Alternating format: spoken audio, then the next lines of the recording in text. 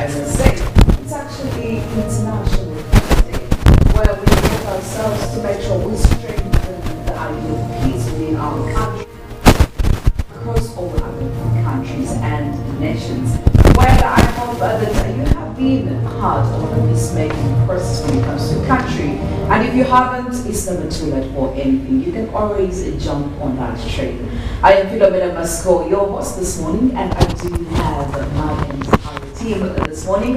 I do have Philomena, Mollen, Kenyena, and Robert Kirabo, Nyonyintono. A lot has been happening in Uganda, right from strikes, crossing over to Ebola outbreaks, and cutting to our August house, where there is quite a lot that is happening over there. I must say it's going to be a field day for us here. Good morning, Uganda, but also you, our family. So do be part of us as we navigate through all these stories and more. But maybe to just start off with you, Mollen. Good morning. How are you doing? Yes, a very good morning to you, Philomena. I'm doing all right, and I want to say good morning, Uganda. Well, like you said, a lot is happening across the country, and of course we are concerned about the Ebola outbreak, and when it does come as, you know, an alert to the public, and yesterday I saw the Permanent Secretary for Ministry of Health saying that they are issuing out SOPs to ensure that people follow guidelines so that they can minimize this kind of attack. But also, Philomena, what caught my eye last evening is the fact that we did have Ugandans protesting at the EU, protesting the issue of the oil pipeline in Uganda. Yes. But for me it poses a question of, do Ugandans even know what they are demonstrating about? Because what the European Union Parliamentary Committee came up with was saying that this pipeline is actually not environmental friendly. Yes. To Uganda. Now they are saying that to ensure that while they are going to have this oil pipeline, they are, you know, there are guidelines that are put in place to make sure that we don't degrade the environment. And this is for the good of Ugandans and the whole Uganda at large, in order to conserve our environment. So why are Ugandans protesting? Do they even know the issue? That was my big question. I was surprised that they're actually protesting against something like that, which is good for the country. Now, we've had a lot of concerns. Me as a climate scientist, I will say this. We've had a lot of concerns about the oil refinery in Uganda, the fact that they did not do enough environmental assessment to see what can be done to minimize the effect. But now when you see Ugandans who are supposed to be rooting for this, again demonstrating against it, then I wonder whether we've really learned enough, especially right now that we're dealing with effects of climate change. I think Ugandans should wake up. Some of these things we might be after the money, but when you look at the numbers of people dying from extreme weather events, right from Bali, the floods that we saw, the mudslides, all these are not just natural events. They are human-induced effects of climate change, and it's about time that we act instead of demonstrating against issues that could actually be leading us to a better environment. And for me, I was just so pissed and so concerned. That's where I stand. And by the way, I think at this point I would just be concerned if any Ugandan didn't want the environment to be better, because it looks like we are the ones dealing with the effects, we are the ones dealing with the impacts. Yes. Of climate change. We should be concerned at that level, make sure that we have a better Uganda. Yeah, absolutely. Well, I also did see that the President of Kenya, William Ruto, will be expected to be meeting some African leaders in New York to rally and also talk about climate change and also talk about the effects. And I'm thinking, wow, what an ABBA position this man is taking on. I hope he's quite successful at it. Well, good morning, the man, Robert. How are you doing? Very fine. Very fine. So much. Are you energetic enough for this Wednesday?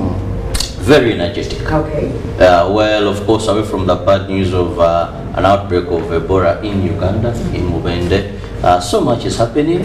Yesterday still I was enjoying theatre, that is at Parliament, where drama never ceases, as I saw the House, and must be agreeing to pardon the man of the 40 million. And I'm like, but you people, I think something wrong is happening with our morals. Because if unanimously members of Parliament agree to just say we pardon this man, remember, this is a honorable member of Parliament. Yes. Who came with 40 million, allegedly saying he picked this money from the home of the Speaker. What a lie. What an allegation. Then he goes to the committee, then apologizes. Then it is done and dusted just like that. What precedents are we setting to other members of Parliament who are going to come in the House to to this country in terms of moral decadence, degradation? What are we setting? And I was like, but something must be done. Then also, I was looking at a number of clips of police as they are carrying on their that is enforcement to ensure there is sanity on the road. And I saw a number of vehicles that had sirens, had some additional floodlights that were being removed. Now I saw how some government drivers of government vehicles actually, how they even wanted to knock traffic officers. Just to knock them. If you don't give way, me, I'm going to knock you. And these traffic officers were running away. But these are officers who have come to enforce the law. There is one difference, they're just trying to knock individuals. Someone who looks at these police officers just wants to run into them unless they move away. I'm like, but what is happening? What is really happening? Well, that is expected, but we'll always do our part. We talk about it, we bring it before your eyes, and you tell us what you think could be the ideal solution to all these continuous problems repetitively. Well, good morning, Felix. How are you doing this Wednesday? Well, I'm awesome. How are you, Philo? I'm okay, I'm great. How is Bob and Mollen, if you may know? They must be doing great because I've seen the white smiles on the faces. Judging from a few conversations. Definitely. Yeah? They are doing good. Don't be lied by smiles. You should learn not to be lied by smiles, Philo. Sometimes it's not all expressed that is actually in there. And that is a tale of very many Ugandans. I must tell you, lately many people move, but they're carrying a lot on their shoulders, in their hearts, and definitely on their minds. Now, I've encountered a couple of people in these past few days who have like openly told me, tell you what, we are sinking. This economy is so bad, and tell you that many students have not yet gone back to school. Yes. And this is like the second week or third week. It's such a after. pain. Yes. It's such a pain. A parent telling you, I'm not able to take back my kids to school, and definitely and the truth is that the hope is quite blurry as well. So it's a bit tricky as we do come to this beautiful day, Wednesday. We want to I mean, I don't know really. How do you find solutions to such challenges, honestly? Like do we get into matters of community handling? Do we? It's just so disturbing for the kids who have stuck at school. We meet them every day on local areas. You see kids in centers of towns, and then, well, their colleagues are in schools. I mean, it gets you worried. It's so painful. Candidates, because this Absolutely. is the final I know. of the calendar. Some of I don't know. For me, I think this is a question we need to find an answer to. I don't know. Maybe to you, Bob. I don't know what you think. You've already said, Felix, that there are certain areas where government must entirely interest itself. And this is where we see that we have a bit of some government schools, but also there are other requirements that a parent may be hindered. So for candidate classes, I think this must come to the concern of government. How do we help these candidates? We've already said many register and never come to sit exams. Yeah, they are final exams. And I want to tell you, after PLE, you will hear maybe even over 2,000 that never, despite having registered, never sat for exams. Do you know why? Because the schools require fees. So the fact that you're a candidate does not, and you registered, is not a mandate, does not guarantee you that you're going to sit in class and study. So there are some of the challenges. How do we ensure? Me, I'm more interested in the candidates. These other classes, yes, but I feel candidates, they should be, government should find a way of helping them. Because It's going to be a hard one. Trust me, it's going to be a hard one. And you're going to see more parents depressed, stressed. At the end of the day, you will find so many mentally sick people on our streets. And that's why I always say, and I want to say again and again and again, that let's try to be as kind as we can. Yes. Let's try to be as patient as we can with everybody. Your workmates, your colleagues, anyone you meet on the road, just be as patient. For some of us who drive, you notice this on the road. Like, people are definitely stressed. Like in jam, It's someone quite visible. In fact, during those moments when traffic is quite heavy, that's when you actually, when you decide to, look around or look through, people seem to be in deep thought. they're in their cars, but thought that would be quite helpful. You really look at stress response over their face. And their tempers are very high. Just anything small triggers them off. You cannot blame them. Things are not doing well, especially when it comes to the finances, when the finances are not fine, when they're not okay, when your pocket is not doing well, when we know that the country's economy is it's a general excuse. is asking for some Everyone is oxygen. saying it's the economy, and lately there were people on social media saying Ugandans stop blaming everything when the economy. You were stressed, but like even 80%. you were stressed even before the economy went south. I mean, if people had money, you had problems change. would be reduced halfway. Yeah, but again, you see, Do you know- it's not like after the pandemic, automatically everyone's income just went down. People were stressed even then. The stress is there now. We can, yes. No, I think it imagine was what worsened is. by the pandemic, where people lost But jobs, people have people... to cope up. You have to find a way to cope up with whatever situation is thrown at you, and it's for that. You just Coping can't blame the mechanisms- country. Coping mechanisms are a bit complicated for very many people to Yeah. catch up, and this was a sudden thing. COVID-19, nobody saw it coming. So for you to get a coping mechanism that is going to help you, navigate through it is not easy. So Honestly, if you want to know that the economy is quite powerful and how it sinks down with everyone, yes, do you know the sound of counting money? Have you ever been to an ATM? yes. At that point it does to do the counting. That sound is good therapy for even if you have malaria. It can work better than Coatam and what. And getting that mobile money alive. You know, that's the thing. So don't talk The about issues of. notification tone. It It's makes definitely about money. Everything will be sorted as long as people are able to earn and fairly, just like we used to be. I think. Well, we hope that eventually we find ourselves in a much, much better place mentally, by the way, and even financially. I mean, we need to be there. We need to eventually get there. I don't know how, but that is the end goal. A lot of stories, like I did say, it's going to be a field day for us in Good Morning Uganda, and for you as well if you're viewing, and we're going to be taking you through some of our stories right now, and after that we'll also be getting into some more that we have to unpack for you on Good Morning Uganda. But first, we'll look at what is happening right here at home. And what is dominating our dailies and of course all stories is the outbreak of Ebola in Uganda. That is the Sudan strain, where yesterday the Ministry of Health came up and confirmed that Uganda had an outbreak of Ebola virus disease in Mubende district with 1 confirmed death. The Ministry of Health has not yet ascertained where the deceased could have picked the virus, but what is confirmed is the strain is Ebola Sudan. Ministry of Health has announced that outbreak and confirmed it.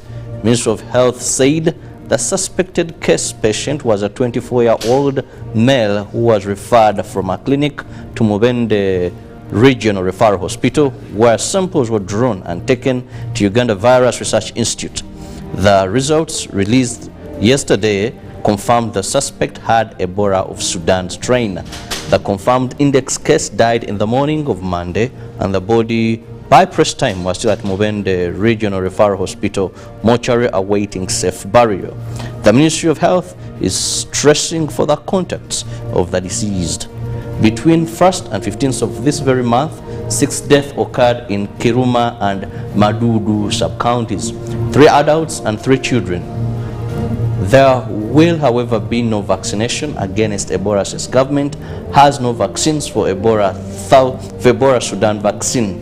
Symptoms of Ebola include sudden onset fever, fatigue, chest pain, vomiting, diarrhea, unexplained and yellowing of the eyes, and others. The Ministry of Health cautions the public to remain calm. This is the second Ebola Sudan outbreak in Uganda.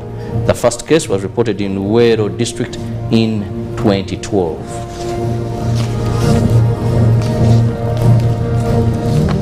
Now still looking at local stories, police has been called urgently at the European Union headquarters in Kampala to disperse demonstrators that include low-income earners, especially border riders, who were demonstrating, showing their dissatisfaction over the issues of oil pipeline.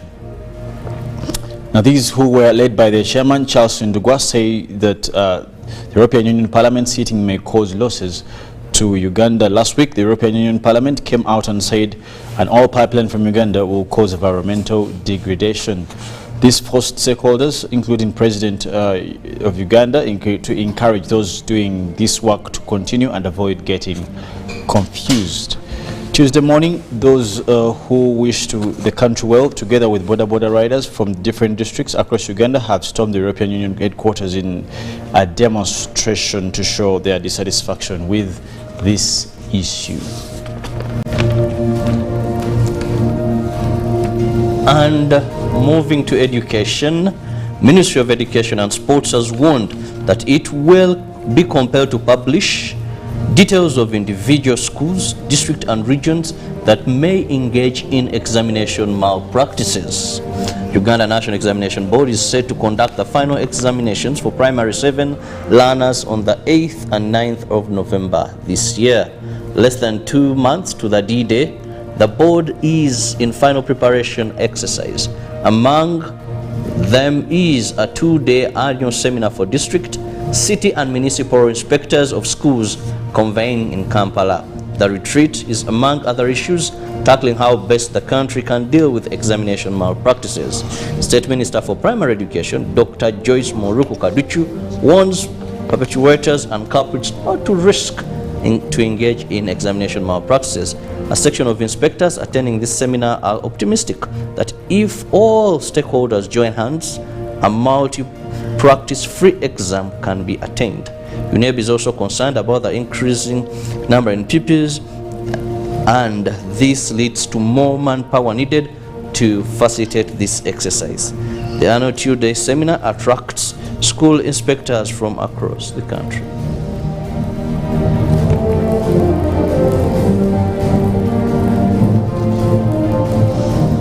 Well, crossing over into Parliament, now it did come out to anonymously agree to pardon the Bukoto South Member of Parliament, Twaha Kagabo, who was recently alleged to have abused the code of conduct of members of Parliament by placing serious allegations of bribery against the Speaker of Parliament, Anita Among. Now, this follows the report from the Parliamentary Committee on Rules, Privileges and Disciplines, which was adopted with a recommendation to expedite orientation of members of Parliament on rules of procedure. This also comes at a time the Inspectorate of the Government closed its investigations into the same matter.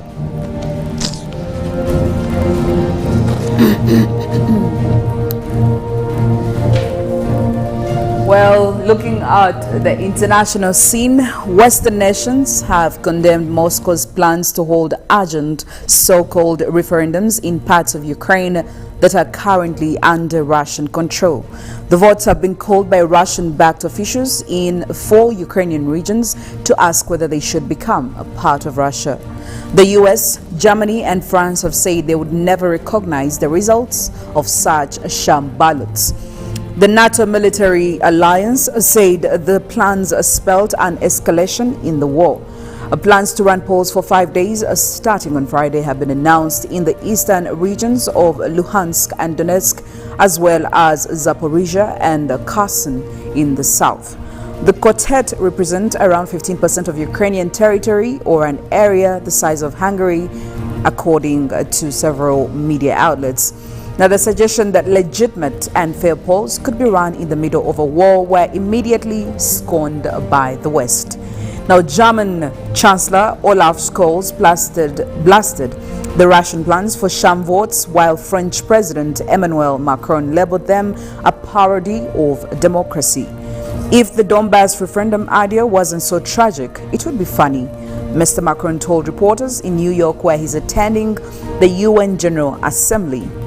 Now, U.S. National Security Advisor Jake Sullivan said the U.S. would never recognize the votes, calling them an affront to the principles of sovereignty and territorial integrity.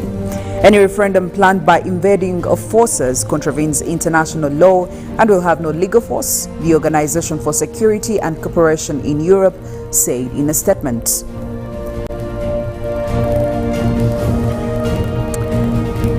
And moving on, female protesters have been at the forefront of escalating protests in Iran and have been banning headscarves after the death in custody of a woman detained for breaking hijab laws. Demonstrations have continued for 5 successive nights and reached several towns and cities. Mahsa Amini died in hospital on Friday after spending 3 days in a coma. In Sari, north of Tehran, large crowds cheered as women set their hijabs alight in defiant acts of protest. Miss Amini was arrested in the capital last week by Iran's morality police, accused of breaking the law requiring women to cover their hair with a hijab or headscarf and their arms and legs with loose clothing.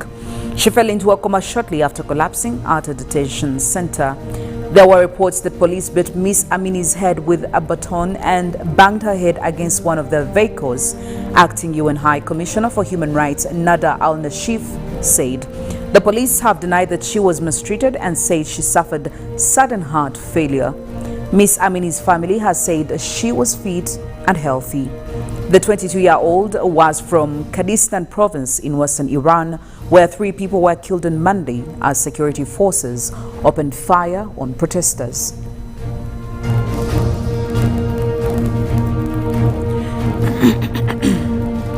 In Equatorial Guinea, the death penalty has been abolished in Equatorial Guinea according to the new criminal code that was signed by President Teodoro Obiang, state media has reported. Now, the last execution in the country took place 8 years ago. Mr. Obiang's son, Vice President Teodoro Nguema Obiang Magui, described the decision as historical and memorable, according to Reuters news agency. Now, the new penal code will be implemented after 90 days, according to the reports. The move comes after 3 years after President Obiang promised to abolish the death penalty. Now, the acting UN High Commissioner for Human Rights, Nada Al-Nashif, praised the new law. I welcome the adoption of the new penal code in Equatorial Guinea, abolishing the death penalty. Now, the death penalty is incompatible with the fundamental tenets of human rights and dignity, she said in a statement. Capital punishment remains legal in just over 30 African countries, but more than 20 of those have not carried out executions for at least 10 years, according to data provided. And in climate news, Hurricane Fiona is continuing to strengthen, says U.S. forecasters, having already claimed at least 7 lives in parts of the Caribbean. Forecasters say that the Category 3 storm, with wind speeds of 185 kilometers per hour, could worsen to a Category 4, the second highest designation. The rain has been lashing out in Puerto Rico, where at least 4 people have died and 80% of the island remains without power. 2 deaths have also been reported in Dominican Republic, where an 18-year-old girl passed away after being struck by an electric pole falling due to strong winds, while a man in the northeastern town of Nagua was killed by a falling tree. Now, President Luis Abinader has declared 3 eastern provinces of Dominican Republic to be disaster zones amidst warnings from the National Hydrological Centers of heavy rainfall and life-threatening flash flooding. The hurricane slammed into the Grand Turk Island in Turks and Caicos Islands on Tuesday morning local time, according to the U.S. National Hurricane Center. No fatalities or serious injuries were reported there, but residents were advised to continue sheltering into place as blackouts and flooding caused by heavy rains continued into the afternoon. Several villages were also cut off in the country as floodwaters rose, while hundreds of people were forced to leave their homes and thousands were left without power. Lexi Wilkos, who also lives in the easternmost part province of the Alta Gracia, said that it is the worst hurricane she has ever experienced and had hit her local area much harder than Hurricane Maria in 2017, which killed nearly 3,000 people in the neighboring Puerto Rico. Well, while we are dealing with that, also it's quite necessary that you deal with your health, and we do have an ambassador over here when it comes to ensuring that you look after yourself. You know what they say, prevention is better than cure. Well, and this morning I cannot forget to remind you that your health is your #1 priority. I have products from Hallelujah Reflexology, Hallelujah Tamarind Drink, Hallelujah Ginger Tea, and Hallelujah Banana Fruit Juice. What now these do is they boost your immune system at just 1,500. Please get yourself a bottle, and I guarantee you'll make a lot of savings because you will be healthy enough to perform the duties you're supposed to do. We're going in for a short break. It's Women Crash Wednesday. This is Felix's favorite day, I am pretty sure. Yes, now I'm sure. I know Friday is Uncle Bob. Uncle Bob's day, and Mollen also shares some interest in that day. I need to find out other. Yes, she shares the most interest in that day. The Wednesday or Friday? Friday, definitely. Yeah. Come on. I mean, what is there not to love about Fridays? Friday. It's the last day of the week. Mollen Everybody starts must talking love about it. Friday on Monday, which is hilarious. And I've come to discover that Wednesday is actually Felix's favorite day. I am yet to discover my favorite day, honestly. I think Monday, as usual, I talk about Monday blues, Monday blues, Monday blues. Mondays is quite a favorite to very few people. So I yeah. thought it was. Okay, Monday is not my favorite. No, it's not Cannot my day. be. Could be a Will never Tuesday. be. Could be Tuesday. Tuesday is my day. Wednesday is Women Crash Wednesday. Yes. Why wouldn't you love a day that you get a crush on women? Oh, well, anyway, You know, it makes sense. It Do you makes want me to sense. tell you why? Like honestly, yesterday I spent some quality time, and I mean quality time, with my women? no, come on. I spent some quality time with my first crush. Oh, That's my grandmother. Okay. Oh, Yeah, okay. my first love. All right. So it's, I mean, why wouldn't I crash on a day like this? Okay. Yeah. Well, we are going in for the inspirational song, and of course, like the tradition dictates in Good Morning Uganda, it will be coming in from one of the greatest female artists you've ever come across. And when we're done with that Good Morning Uganda newsreel will be kicking in. We will be back after this.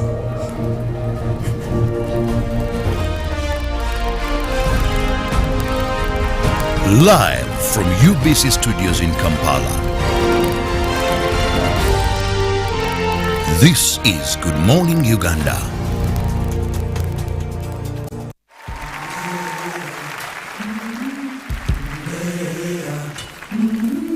I've been walking with my face turned to the sun.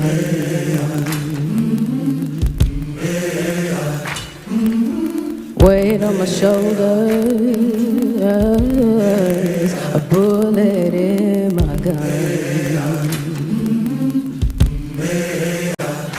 Oh, I got eyes in the back of my head, just in case I have to run.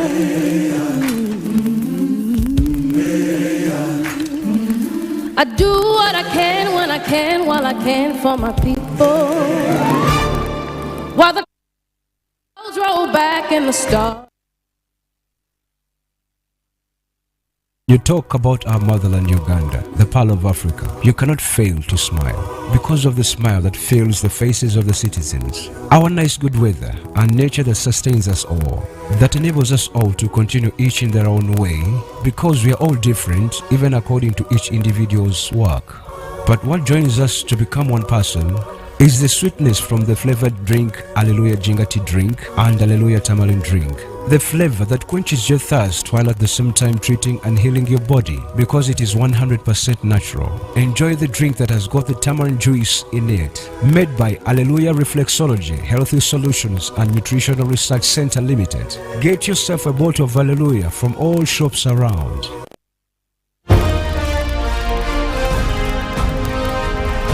Live from UBC Studios in Kampala. This is Good Morning Uganda.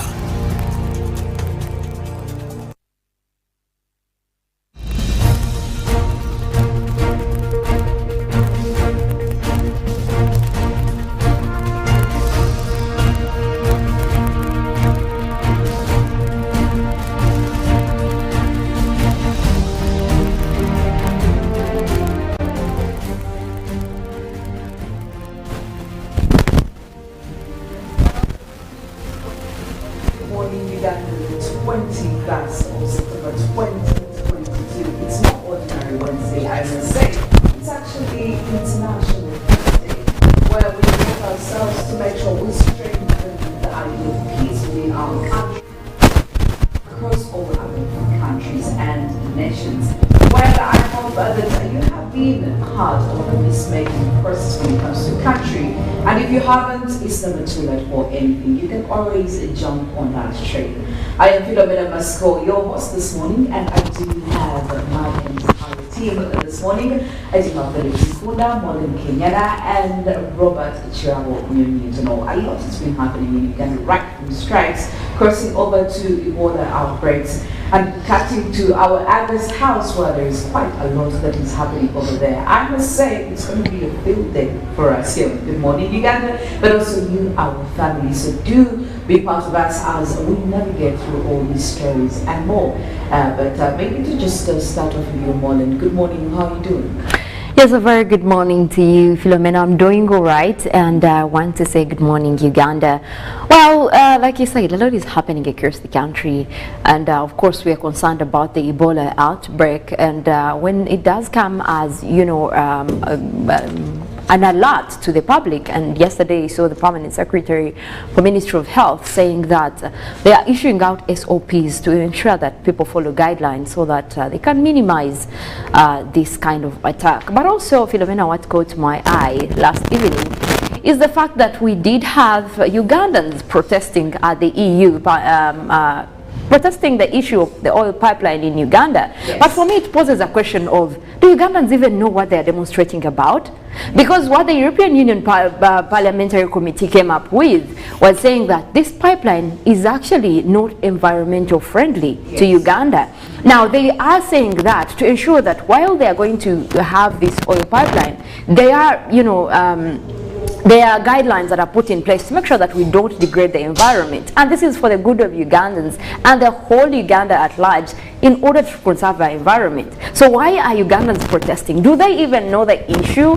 That was my big question. I was surprised that they're actually protesting against something like that, which is good for the country. Now, we've had a lot of concerns. Me as a climate scientist, I will say this. We've had a lot of concerns about the oil refinery in Uganda, the fact that they did not do enough environmental assessment to see what can be done to minimize the effect. But now when you see Ugandans who are supposed to be rooting for this, again demonstrating against it, then I wonder whether we've really learned enough, especially right now that we're dealing with effects of climate change. I think Ugandans should wake up. Some of these things we might be after the money, but when you look at the numbers of people dying from extreme weather events, right from Bali, the floods that we saw, the mudslides, all these are not just natural events. They are human-induced effects of climate change, and it's about time that we act instead of demonstrating against issues that could actually be leading us to a better environment. And for me, I was just so pissed and so concerned. That's where I stand. And by the way, I think at this point I would just be concerned if any Ugandan didn't want the environment to be better, because it looks like we are the ones dealing with the effects. We are the ones dealing with the impacts of climate change. We should be concerned at that level, make sure that we have a better Uganda. Yeah, absolutely. Well, I also did see that the President of Kenya, William Ruto, will be expected to be meeting some African leaders in New York to rally and also talk about climate change and also talk about the effects. And I'm thinking, wow, what an able position this man is taking on. I hope he's quite successful at it. Well, good morning, the senior man, Robert. How are you doing? Very fine. Very fine. So much. Are you energetic enough for this Wednesday? Very energetic. Okay. Well, of course, away from the bad news of an outbreak of Ebola in Uganda, in Mubende, so much is happening.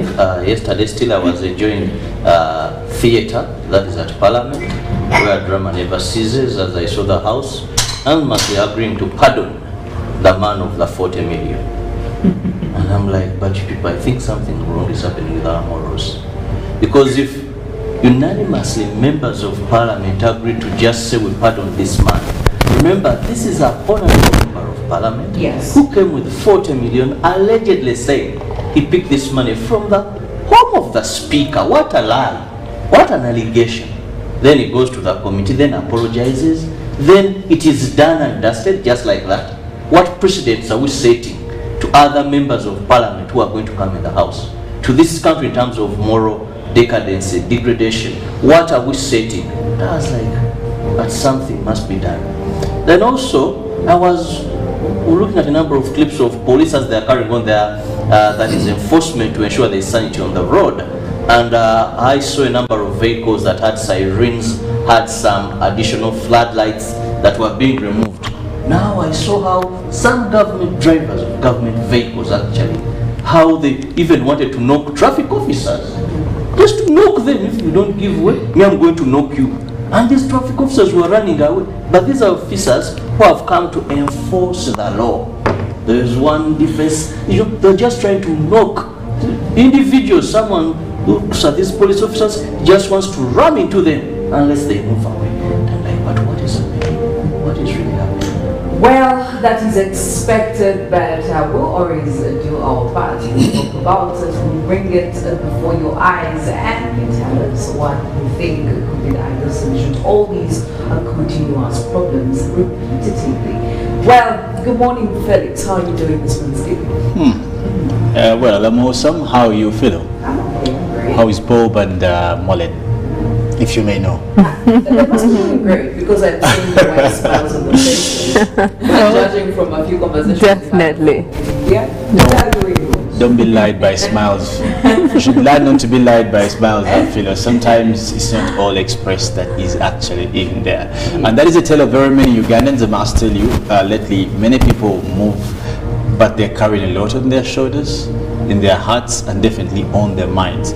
Now, I've encountered a couple of people in these past few days who have openly told me, tell you what, we are sinking. This economy is so bad, and tell you that many students have not yet gone back to school. Yes. And this is like the second week or third week. It's such a after. pain. Yes. It's such a pain. A parent telling you, I'm not able to take back my kids to school, and definitely and the truth is that the hope is quite blurry as well. So it's a bit tricky as we do come to this beautiful day, Wednesday. We want to I don't know really. How do you find solutions to such challenges, honestly? Do we get into matters of community handling? Do we? It's just so disturbing for the kids who have stuck at school. We meet them every day on local areas. You see kids in centers of towns, and then, well, their colleagues are in schools. I mean, it gets you worried. It's so there must be presence of actually peace. Does that mean that you'll be defining it from what is currently happening? Absolutely. Yes. So, and that's now most recent, that away from the globalization of what Bobby is talking about, yes, about war and what, we need to that there are other equivalents of war in our societies, like economic hard times. Yes. They may not care. They defeat the purpose of the absence of war. So it's not fair to simply say that because there is no war, there is no rebellion. And now that peace is relative.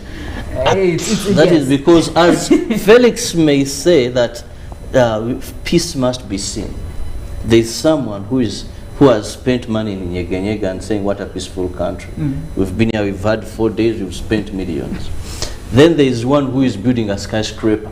There is one who is thinking of how many acres is getting. My brother, you'll be shocked. So that is where it what becomes they carry on relative. themselves. As people are nyege Because of the stress and all the other things that are taking it's away not as like as I said, it's not as glittery as it looks. Trust me. And if you want to know, go look at bank portfolios of debts. Go look at money lenders and how many. You know these things, Bob. You've dwelled around town for quite a time. You're triggering people on this saying. Wednesday morning. You cannot be talking about banks. Let's just leave that. Let's leave that. Let's leave that. He's really getting into the triggering part, and I'm not going to let him do that. We are going to enjoy our Wednesday as it is. Well, welcome to this very special session. Now, while we speak of peace, it's also quite necessary that you have peace. You have a good, peaceful experience when it comes to roads. And our roads here, we know for, I don't know how long, we have been complaining about impunity on our Ugandan roads. We have been talking about indisciplined drivers. Now, not only us, but even a general ordinary Ugandan, they will be sharing their experiences of what has happened to them, maybe trying to, trying to make their way from home to work. there is a lot that happens on our road. Our own traffic department has also come out to call out very many people. But for the last, I think, 2 days, we have been seeing some serious operations that have been happening on our road. And if you listened to the spokesperson of the traffic department on Uganda Police, that is Nampima? Farida Nampima. She was saying that they are getting into some joint operations with the field force unit, plus of course the traffic department, to make sure that they get rid of anybody fully involved in the indisciplined use of roads. And they were not looking at all forms of indiscipline. This time round, they decided to focus on certain specific things or components. And they were talking about the sect of Ugandans who have decided to use one-way routes as a two-way route, and we're also looking at another sect of Ugandans who use sirens on their cars and all these flashlights, which, by the way, very many Ugandans have been complaining about. Like, what gives you the authority to have all these things on your car? And I mean, for the last two, I think on Monday they did they got away with about 60 people who fell culprit of this. And yesterday was there too, and according to the reports that were coming in, the numbers actually went down. But we cannot be certain that this is going to be the same trend. The numbers are going to go lower because we don't know how long this operation is going to go on. But anyway, before we get into that, we would love to know though, I mean, what gives Ugandans, this very special sect of Ugandans, the audacity to do that? I mean, where does all this stem from? Have we enabled it ourselves as Ugandans? Or maybe even the police traffic department has enabled it intentionally or unintentionally? Maybe just to hear from you, Robert. What do you think about this? First, I'm happy that police has taken action. It may not be sufficient enough, but a step has been taken away from saying we shall carry out an operation, we shall carry out an operation, because it has been more of lip service than action. But one thing is, sometimes Ugandans, there are things we do, I'm looking for a decent word or proper word to use. I think, Felix Samaro, how do we, you know? Creativity. Is it, you know, someone out of the blue, for no proper reason, because he has bought a big car. Felix is one of the people who likes those big cars. Usually drives them and but he's a disciplined road user. Robert had to say that. He's a disciplined road user. Prado he had, I think, but away from that light moment, let's get back to serious business. But what happens is, someone buys this car and feels there's a status they should acquire.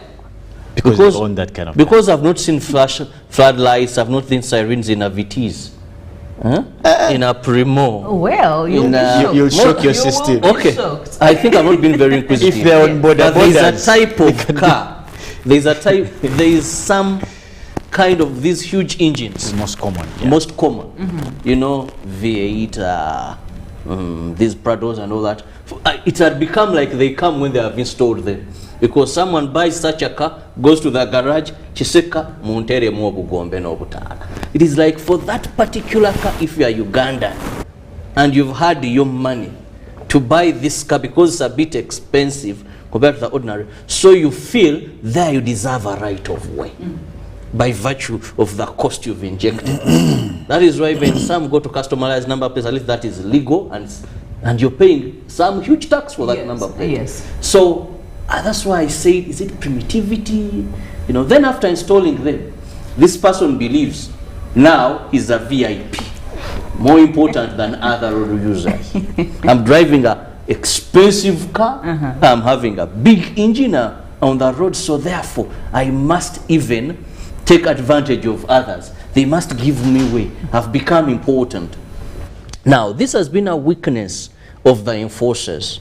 Not knowing, I was asking my good friend, that is Rollins Niwabine, he said, not knowing that why specific categories of people have sirens, that even when a police officer is manning traffic and they hear these sirens, they must respond to these sirens, either create way for this person, because indeed they are important people and they could be going for very important issues of national building, or it is an emergency vehicle going to save a situation. Now, when everybody has a siren, a traffic officer is confused. How many are you going to clear? Because according to our Constitution and the Traffic and Road Safety Act, it is only His Excellency the President, the Vice President, the Speaker of Parliament, the Deputy Speaker, the Chief Justice, and the Deputy Chief Justice. Those are the categories. Then these billion vans of the central bank. You know, these cars that transport money. Yes. And then emergency vehicles, ambulances, fire brigade, and security vehicles on emergencies that have been cleared or So mission. not all security No, vehicles still have there is right a to clause there where the Minister of Transport and Works can also clear certain categories. Not even traditional leaders have that right in our Constitution or in our laws.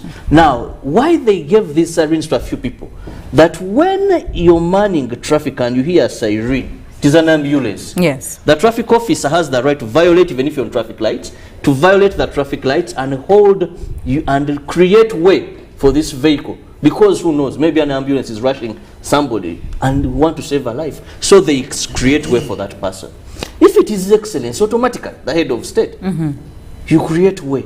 If it is the speaker, maybe there is a sitting, something. Now when it becomes every Tom, Dick and Harry, now has these sirens, it beats the meaning and the necessity. Yes. That is why police said, no, let's come in and ensure we stop. And worst being that these people were not only causing this inconvenience, but even violating by driving with impunity. Yes. You're in a traffic jam, he's using the opposite lane because he has the sirens. Yet you're not supposed to use an opposite lane. They're supposed to clear traffic for you, but you use the same lane because someone can be driving the opposite direction and have head-on collision. Now coupled with these floodlights, you're driving and someone just puts on their lights and you lose track. You can even cause an accident. Yes. So this is why police said we must impound this high level of impunity, this high level of primitivity that someone says because I've attained some bit of money, therefore I'm important and I need to violate and intimidate other people on the road must stop. And now, looking at the operations, the biggest number of culprits were actually cars that belong to government, you know, with the government number plates, you know, people in high places. And according to, you know, the spokesperson, Nampima, she was saying this is why we used 3 categories of enforcers. That is why we brought in the military. That is why we brought in, you know, the field force unit and then the ordinary traffic police. But maybe to deal with this very well, we know that most of these government drivers, they're quite very errant. And I don't know, there was one of the videos that was making rounds where this one car that had a Uganda number plate, and I think it belongs to the defense because from the, you know, the number plate, they did stop this person, and he was very, very adamant, I must say. He refused to put down his mirrors. Nice choice of word. Quite adamant, I yes. love that. And he decided to make a U-turn and drive away. Of course, the enforcers were left looking at this person. They were mad, they were angry, but you know, they couldn't do anything about it. Now that is not, I don't think that is the same way they would have reacted to an ordinary Ugandan who would have an ordinary, you know, number plate. They would have been quite a bit tougher compared to this other person. Now my question here is, how best do we deal with this very specific category of people? Like I said, the operation is good, but it's short. It's not going to be happening. And I'm pretty sure at the moment this operation is done, we're going to see more cases of this happening on our roads. So how do we deal with that special category of people, of our Ugandan government drivers? Because they seem to be the most, I don't know, big-headed, if I must say that. Felix, how do you think, what would be the best approach to this main issue? Well, first and foremost, as you discuss the problem we're having today, we must also be able to have a fair understanding of how did we get to this place. And this is what everyone is shy to discuss. Bobia is trying to rotate around the actual knowledge of the same. This all begins with having a cluster of people seemingly close to power. As you talk about these siren cars, have you seen cars that have individual faces as number plates? There was a time that is also a problem. They either have Kirabo's head as a number plate. Now, we don't know if URA gives issues and Ministry of Works issue out number plates of people's heads. I don't know which category it is that is under that. Yes. Some have names. I hear Kirabo project. So, I don't know, do they fall in the category? What How category? do you categorize them? Do we have a category that, have you heard what I said that, yeah, special mission. Now, these things, you're wasting your time. And the police, as long as you see, you have given so much power to people who don't know how to use power. Have you ever seen a baby? You give a baby a bowl of chocolate, they will die in it. Like they will sit in it, like they don't know that, they don't know. Haven't you seen some of these photos of babies like writing on cars with screwdrivers? They and really then they're simply writing, I love you, daddy, but he's making. And I want to relate this act to that kind of situation, that a baby will get a knife or something and cut on the car saying, I love you, daddy. Now, in their mind, they think they're doing the right thing. They're exhibiting their love for their father or mother. But in actual sense, they're doing something very bogus. Now relating back to the situation we are dealing with. You have people here, by the way, sadly, the people who do these things are people who sometimes are actually powerless. But their power lies in primitivity. Between you and me, in Uganda, there's what we call road order. And these are common. And I'm thinking that every person who is on the road has the little, doesn't have to be excessive knowledge, but the little knowledge in terms of how road use is. You know when you're indicating left, when you're getting off, when you're getting off, you indicate, like the smallest bits of things. The basic things. Yes. Between you. Why would you, for example, you know, a siren is an alert, as Robert said. Now, you're rushing to eat maybe pork meat somewhere or to a bar, and you want to siren for us to, like. But the question is, these all things happen, they started when we are all seeing. Who imports these sirens? Are they smuggled in Uganda? Let's be honest. Taxed. That's the thing. You are enjoying the tax as government. Okay, do you think sirens are going to be put on people's chests or buttocks or what? That's the thing. Yes. When they are buying these lights, are they going to decorate? These are not Christmas lights. Especially if you know that they are illegal. But you're taxing them as the government. And they are readily available. And that's the thing.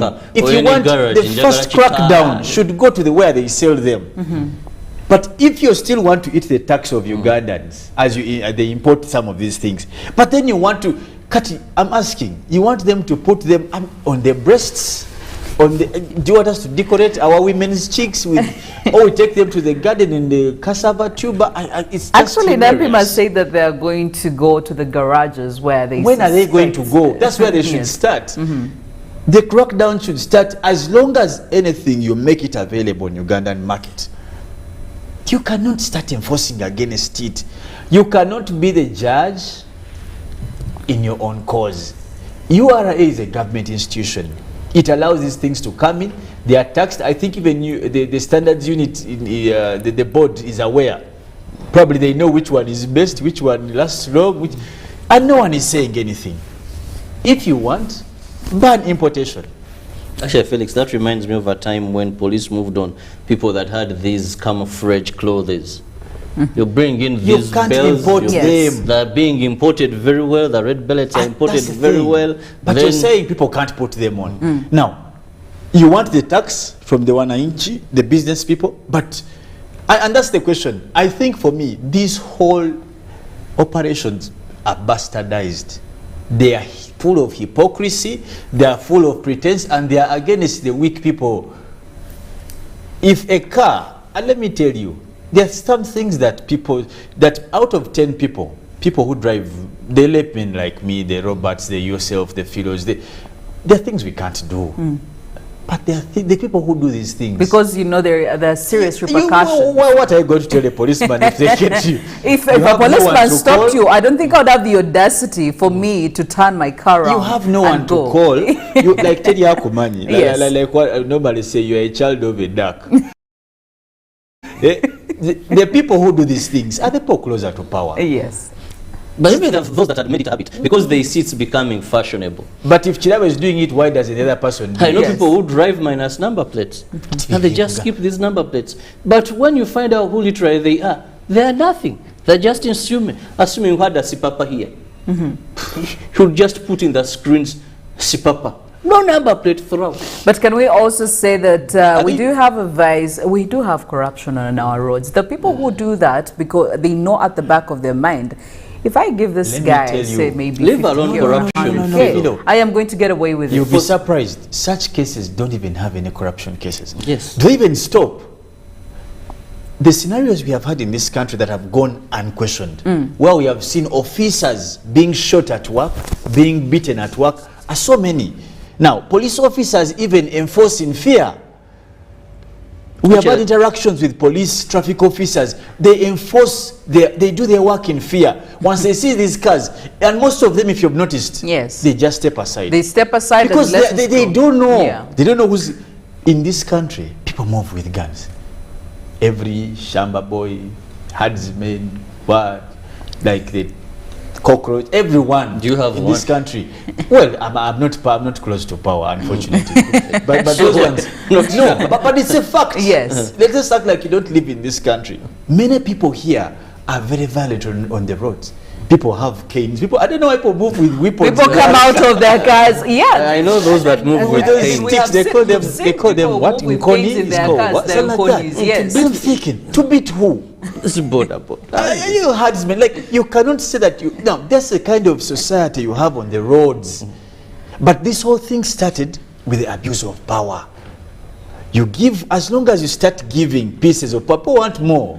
People want more. Now it's at a point, and these officers, why do you think police had to call military? Why do you think they needed the military was dealing with a very specific group of people. Yeah, but why? Military was dealing with those. They were police soldiers that had a habit of getting their jackets, yes, military jackets, and they put them on the driver's seat or co-driver's seat, and they would do any sort of indiscipline on the road because you would see this jacket and this is a soldier move. And military says the backbone of the UPDF is the ordinary person, is discipline. So they cannot let their own use even uniform to intimidate. Like Felix said, that a police officer just looks at this jacket and says, if the man is, this is a member of UPDF, move on. So UPDF says that is not our way of doing it. You're really compromising the work of police. So maybe when they get you with that jacket, for you are UPDF case. Institutions. The military takes you on, they take the vehicle, you pass disciplinary action through the military for misusing their uniform. Well, for me, if you don't mind, lastly, I want to say this, that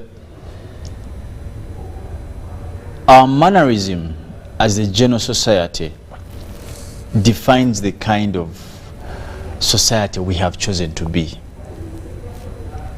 Have you heard of, like, how dare you beat a police officer? They're being beaten every day, by the way. And for what?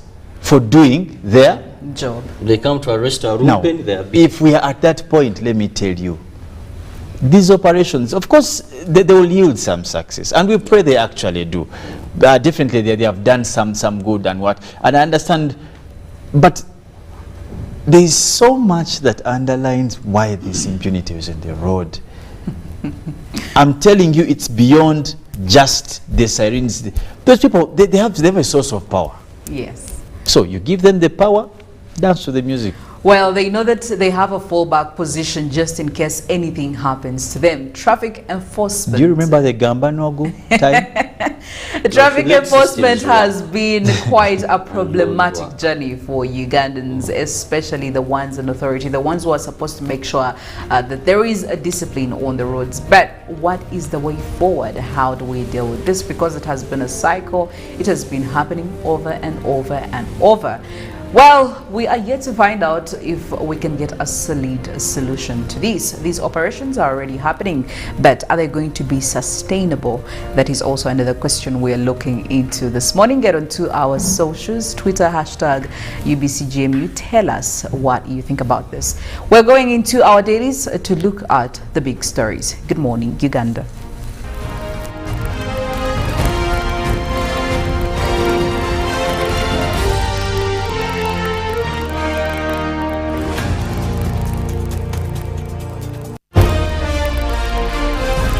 Live from UBC Studios in Kampala.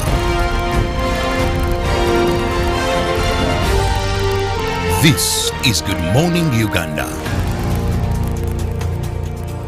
Forget last season. Forget the oohs and ahs. Forget every moment that stole the show. Because the real show is here on GoTV. It's the new season. It's action-packed and it's going to be non-stop football. With over 1,000 games from more than 7 leagues and cup competitions plus a World Cup. Make sure you get the best seat in the house this new football season. Get a GoCoder with 1 month of GoTV value for only 25,000 Uganda shillings and enjoy non-stop football. GoTV Uganda. Love it. Stay connected on the largest 4G network in Uganda using the Airtel 4G Pocket MiFi at only 75,000 Uganda shillings. It comes with 15 GBs free, valid for a month. You can connect up to 10 of your friends and family at a go. Visit the nearest Airtel shop to get one today or call 0800 333 330 for free delivery within Kampala. Dial *175 *9# to activate free 15 GBs. Airtel, the smartphone network.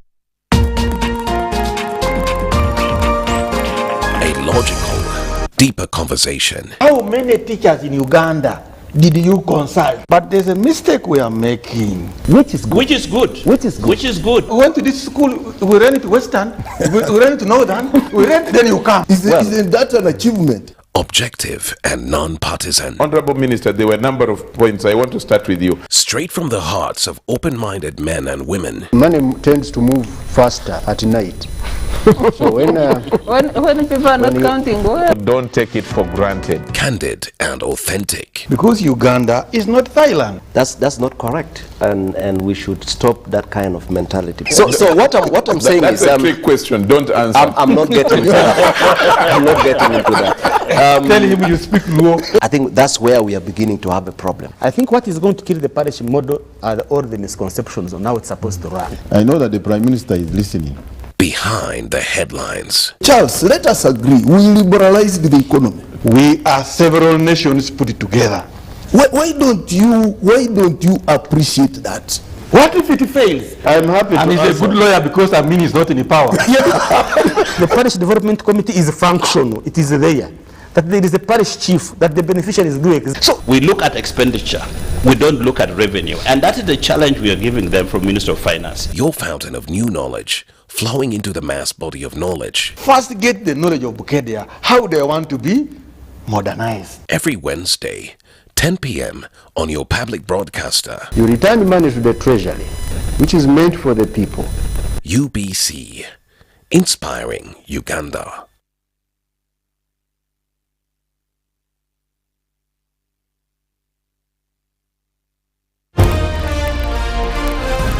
Live from UBC Studios in Kampala.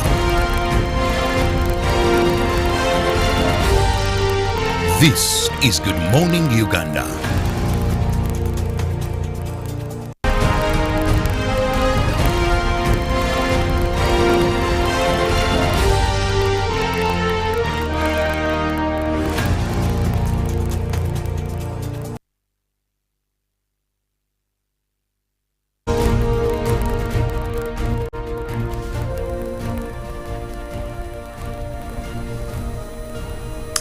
Well, in the press review this morning, we start off with the New Vision. Quite a number of big stories I am seeing over there. Mollen, what are we looking at? Well, the New Vision starts off with a big headline right there. Makerere Chambogo admission list is out. Well, time to find out if you really got that position there. But that is a detailed story on page 8, 10, 24 and 25 of the New Vision for this morning. Ebola confirmed in Mubende, 1 dead. That is also a detailed story on page 3 of the New Vision. But also in the New Vision, they give you quite a big picture right there. 13 more candidates join Iyala race. Who is joining and who is likely to be vetted out and in? That is also a very detailed story on page 6 of the New Vision. Also giving you a story on UNEB issues, new PLE guidelines. Well, that is also out. Details on page 4. And government gives CAOs, RDC's new directives on corruption. Well, I guess it's about time. That is also a story on page 5 of the New Vision. And looking at the Daily Nation this morning, we start off with how Raila lost. Okay, and they're giving you quite some basking in the false promise of victory betrayed by lieutenants in his traditional bastions, again suffering the curse of false incumbency, and labeled a state project by William Ruto and running a disorganized agency system. Raila Amolo Odinga was flying blind on August 9th with devastating consequences. Now that story is on pages 4, 5 and 6. Now queries over 55 billion Kenyan shillings spent in last days of Uhuru. Now where did the money go?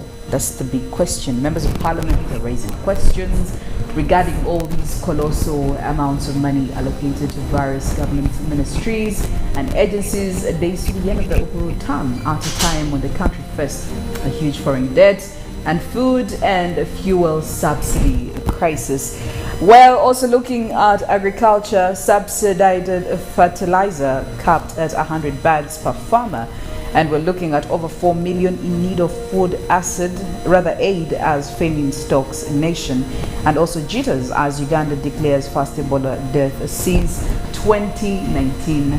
Quite making a story this morning in the Daily Nation. So grab yourself a copy to see what's happening. But we know also the sports section has a lot of stories. Well, and inside the New Vision Sport, they're giving you more on Women's League, which is underway. Now that is a full story right there, but also saying a stalemate in Bogema clash. I give you a picture of UMU's Richard Rwanyaga, who is also in Bogema's and also Bogema's Charles Kagoda, via the ball that was played yesterday. What a competition right there. That is with the Bogema University head coach, and of course more of those details. The Uganda-Kenya rivalry is on again, looking at the Africa T20 Cup Challenge. Of course, Uganda taking on Kenya, but also more on what Ghana has to get from this league. It is also detailed right there for you in the New Vision Sport this morning. Now, Entebbe wins inter-club event. More as you open up into the stories right there. Uganda strikes 5 gold, talking about more of how Uganda is finishing up within the Fiesta Games. That was quite a good win for Uganda in the Fiesta Games. Details are in the New Vision Sport. Now moving on to the Daily Monitor, the big story, Ebola outbreak. Of course, this is quite a national scare. They're giving you some of the signs and symptoms to look out for, and deaths under investigation. Well, why is one case of Ebola an outbreak? We are prepared for Ebola and won't restrict travel, according to what government is saying. Transporters tighten checks and masking for passengers, and cracks emerge in plan to control the disease at borders. Well, they're also giving you a map layout showing the location of Mubende, so do get yourself a copy of the Daily Monitor this morning and to catch up much more details on the daily in the Daily Monitor. Now into the sports section, we're looking at UCU Cannons in another must-win NBL playoffs game with Oilers. Uganda versus Kenya in Cup semis. This is, of course, a derby day. Unbeaten Uganda lock horns with Kenya in a highly anticipated derby in the African Cup. UEFA Nations League, we are looking at how a rivalry was renewed less than 4 months after battling it out in the World Cup playoffs. Arch fours Scotland and Ukraine reconvene in the UEFA Nations League today. So catch up on those and many others. And inside that, we're looking at the Rugby Crane Sevens given cash for winning ball at Rugby World Cup Sevens. We're talking about 60 million Ugandan shillings. Quite an incentive, I must say. So get that copy of the Daily Monitor to get more of those stories and the New Vision, not forgetting the Daily Nation. But crossing over to our roads, looking at areas of Namamve connecting to Chireka all the way through Nakawa and of course headed to town. The situation this morning, I must say that the traffic is the same old, and if you're trying to make your way around these roads, you should be expecting some hiccups here and there.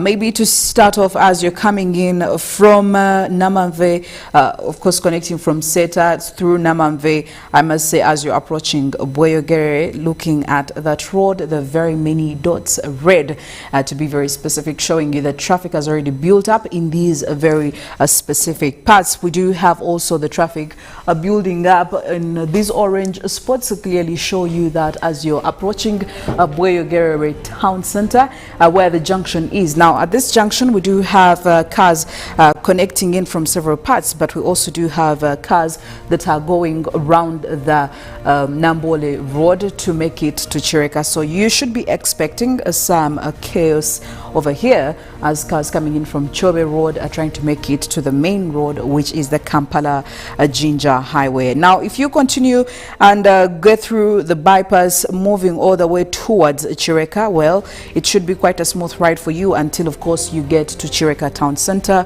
where we do have some heavy traffic. We are seeing quite a number of road users making this road very busy. We have cars coming in from Namugongo trying to connect to the main road. We do have cars coming in from Kamuli as well trying to join these the main highway, which explains why the traffic is quite heavy in this very specific spot. As you're trying to make your way around to Nakawa, but before you get to that, all the way to Banda.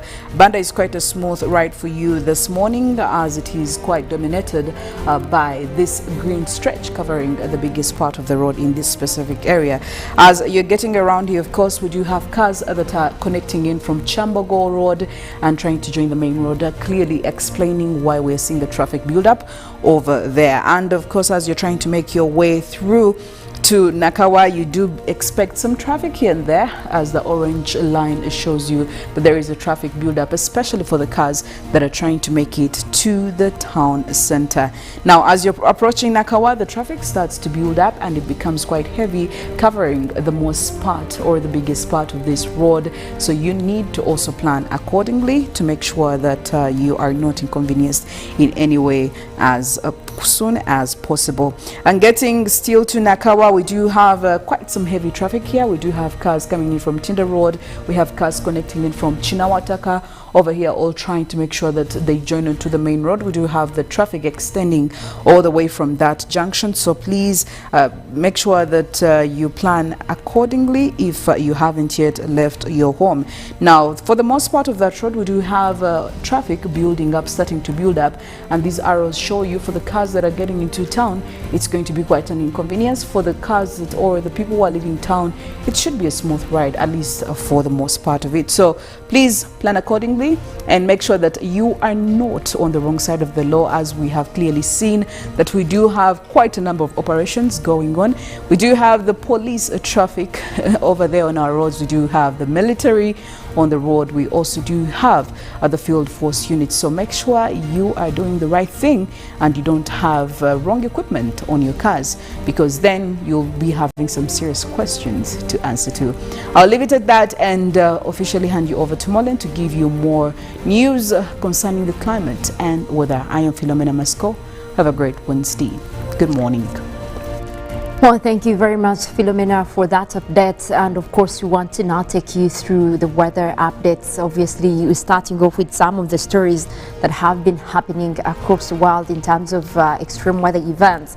Now, this morning, we're reading a story about Hurricane Fiona that has so far taken 7 lives across Puerto Rico and also Dominican Republic. Now, this comes in as yesterday it made landfall across most areas within Puerto Rico and Dominican Republic, and of course what we're seeing right now is just the aftermath of the Hurricane Fiona.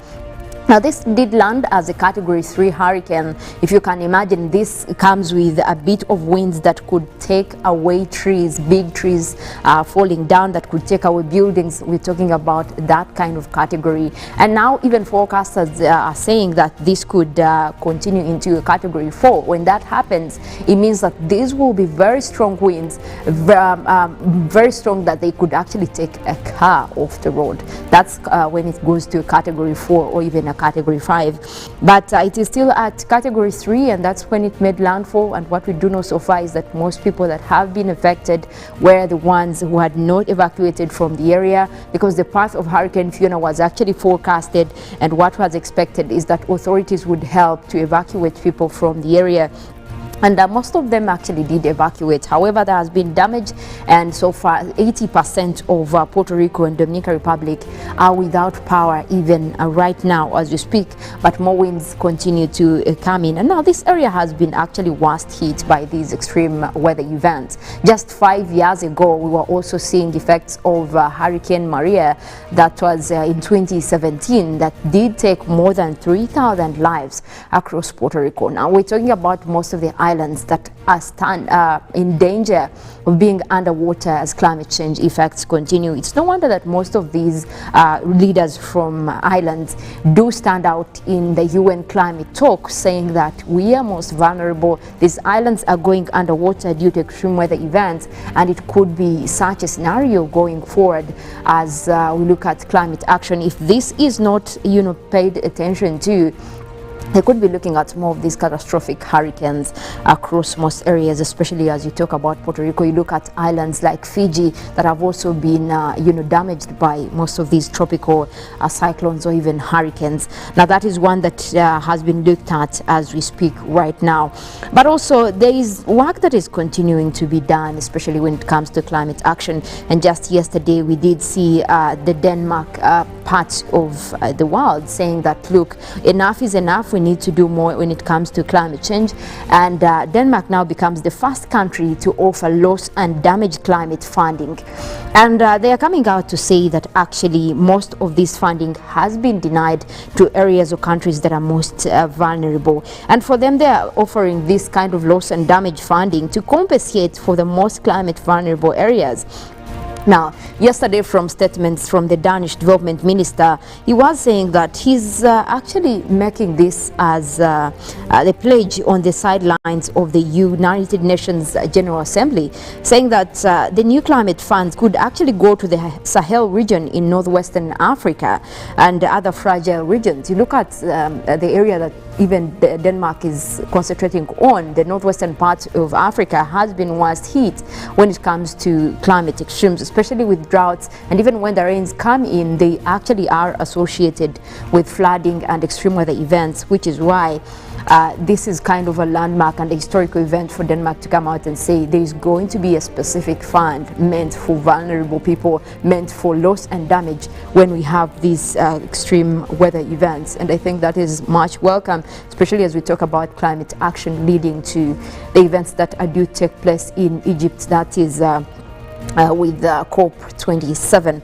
But also talking about the northwestern part of Africa, we also did see flooding across Nigeria just yesterday. Now, there has been continued rains across Nigeria, and what we do know so far is that these have caused a lot of cities, a lot of areas within Nigeria to actually cut off roads, and of course some of the bridges that are threatened by most of these extreme weather events. What is looked at is that at least 300 people in Nigeria this year have been killed due to extreme weather events relating to flooding. And this year alone, this could also worsen. They're saying that there is an emergency in the country. They need close attention when it comes to how flooding is affecting. Talking about just, almost quarter way to the end of the year, they're saying that they're still expecting more, because at least we do know that this is a rainy season also kicking in for Nigeria, meaning that there could be more events of flooding, there could be more events of extreme weather events, and now they're worried that this could actually repeat, because whenever these flooding events happen, you look at the country being vulnerable, especially in terms of containing or evacuation operations. We are not like most African countries, are not like you see how European countries, when there is an extreme weather event, they're able to make evacuations in time, or even have a strategic plan leading to how they cope with the event. It's always just, the aftermath, which takes in a lot of lives and destruction of property. So they are coming out to say that this is an emergency for the country. They need support from organizations or even developed countries that have pledged to actually support vulnerable areas in terms of dealing with climate change effects. And we could also be following suit, because you look at Uganda as well is a vulnerable country when it comes to dealing with climate change effects. We have seen floods and mudslides, and all we do is just a talk of, yes, let's offer food, but then it's not even enough. The supplies that are given are not enough to even compensate for the death that we get, or even the destruction of property. So which is why they're saying that there is need for African countries, even as we go for COP27, to come up and give contingency or strategic plans on what they intend to do to adapt to the changing climate. And maybe that's when now the countries that are pledging to support can use those plans to support them. And this is what they are calling the nationally determined contributions. For each country that is going for COP, they should actually be presenting most of those. And we look forward to at least have what Uganda will be presenting. Maybe we can take it from there and see how to move on with climate action. And away from that, we also want to look at the situation over the country. We will be tapping in from our satellites to see what is happening over Uganda this morning. And I tell you what, we're starting off with mostly sunny weather across most areas within the country. Looks like it is a sunny morning across northern Uganda, the Kirabo region, as well as the eastern parts of the country. Quite sunny over there, and most likely that will continue into the entire morning. We also have sunny skies for southwestern Uganda, across Kabale, starting to have a little bit of cloudy weather. That is where there are those white colors right there on the map showing cloudy conditions. But where we're seeing that red, deep red colors right there, that is indicative of a rainy system that has started off earlier across the islands of Lake Victoria. And that is already bringing in rains towards Kalangala as we speak. We do have those rains right there. But also you look at the fact that this system is moving westward. So this is the system that will be bringing rains even across parts of Kampala, Wakiso, Entebbe. We could be looking at most of those rains coming through. Even that is already dumping cloudy weather and a little bit of light rains across areas of Entebbe. That could continue into the entire morning. Looks like it's going to be a rainy one over there. We also have mostly parts of Midwestern Uganda, that is across Masindi. You look at Hoima right there, also dealing with a little bit of those rains coming through, and we could be looking at quite a rainy morning for you as well. Now those are starting to develop across southwestern Uganda. It looks like Mbarara we just have a mix of clouds and sunshine, but most of that will also be developing into rainy conditions. That will be later in the afternoon, but for now it looks like that rainy system is actually still over areas of Masindi and Hoima as we speak. And of course, northern Uganda will continue to have most of those cloudy conditions and quite a sunny morning. We'll go ahead and take a look at the forecast that is coming in from the Uganda National Meteorological Authority, and also look at those numbers that we have for today. Starting off with the central parts of Lake Victoria, where we have Mukono, Kampala, Entebbe, Wakiso. We're starting to build up with those clouds, and looks like it's going to be a rainy morning for you, starting off with quite a chilly 25 degrees centigrade. That system is likely to continue into the afternoon. Now the central parts of northern Uganda, that is where we have Gulu, Kitgum, Padel, Adjumani. We're forecasting just a mix of clouds and sunshine, but quite a warm morning for you right there at 28 degrees centigrade. Now we look at eastern Uganda, Soroti, Kata, Kuyamuri and Kumi. We're forecasting a mix of clouds and sunshine. Also a hot morning for you. starting off at 27 degrees centigrade. Now we have Mount Elgon Highlands, where we have Mbale, Bududa, Buko and Sironko. We're forecasting rainy weather that will be coming in as the morning progresses towards the afternoon. Quite a pleasant morning at 26 degrees. And across the eastern part of Lake Victoria, that is where we have Jinja, Iganga, Tororo and Busia. We're forecasting a mix of clouds and sunshine. Also starting off with quite some hot weather at 27 degrees centigrade, but that area is also likely to have rainy weather later in the evening. Now you look at the southwestern part of the country, we do expect those rains to come through this morning. That will be across just a few areas. Also, those rains will be scattered over the region, starting off at chilly 25 degrees centigrade. Now the western side of Lake Victoria, we already have those clouds headed your way. Looks like rains will be coming in for this morning, starting off with a cool 24 degrees centigrade. That system is also likely to continue into the afternoon, so it's going to be quite a rainy day for you. That is across the western part of Lake Victoria. Eastern parts of Central, which is where we have Ruero, Woblenzi, Bururi, Nakaseke. We do have Nakasongula in that category as well. We're forecasting a mix of clouds and sunshine. Also starting off with quite some hot morning. That is at 28 degrees centigrade. Now it looks like generally we're going to be dealing with quite some hot morning, especially across northern Uganda, eastern Uganda, and of course parts of central. But more of the rains are expected to develop later in the afternoon. That will be across mostly the western stretch and the Lake Victoria Basin, which is where, at least if you know it's going to rain in your area, be prepared before you leave home. Know that those rains could actually interrupt your day and you need to be ready for that. Well, that is it in terms of weather. We do have Good Morning Uganda agenda that will be coming up right after this, and also later than that we'll be having Good Morning Uganda Sports. Ruben will be here to take you through that, after which we'll have Good Morning Uganda Extra. My name is Mollen, Kenyena. I want to wish you a wonderful day.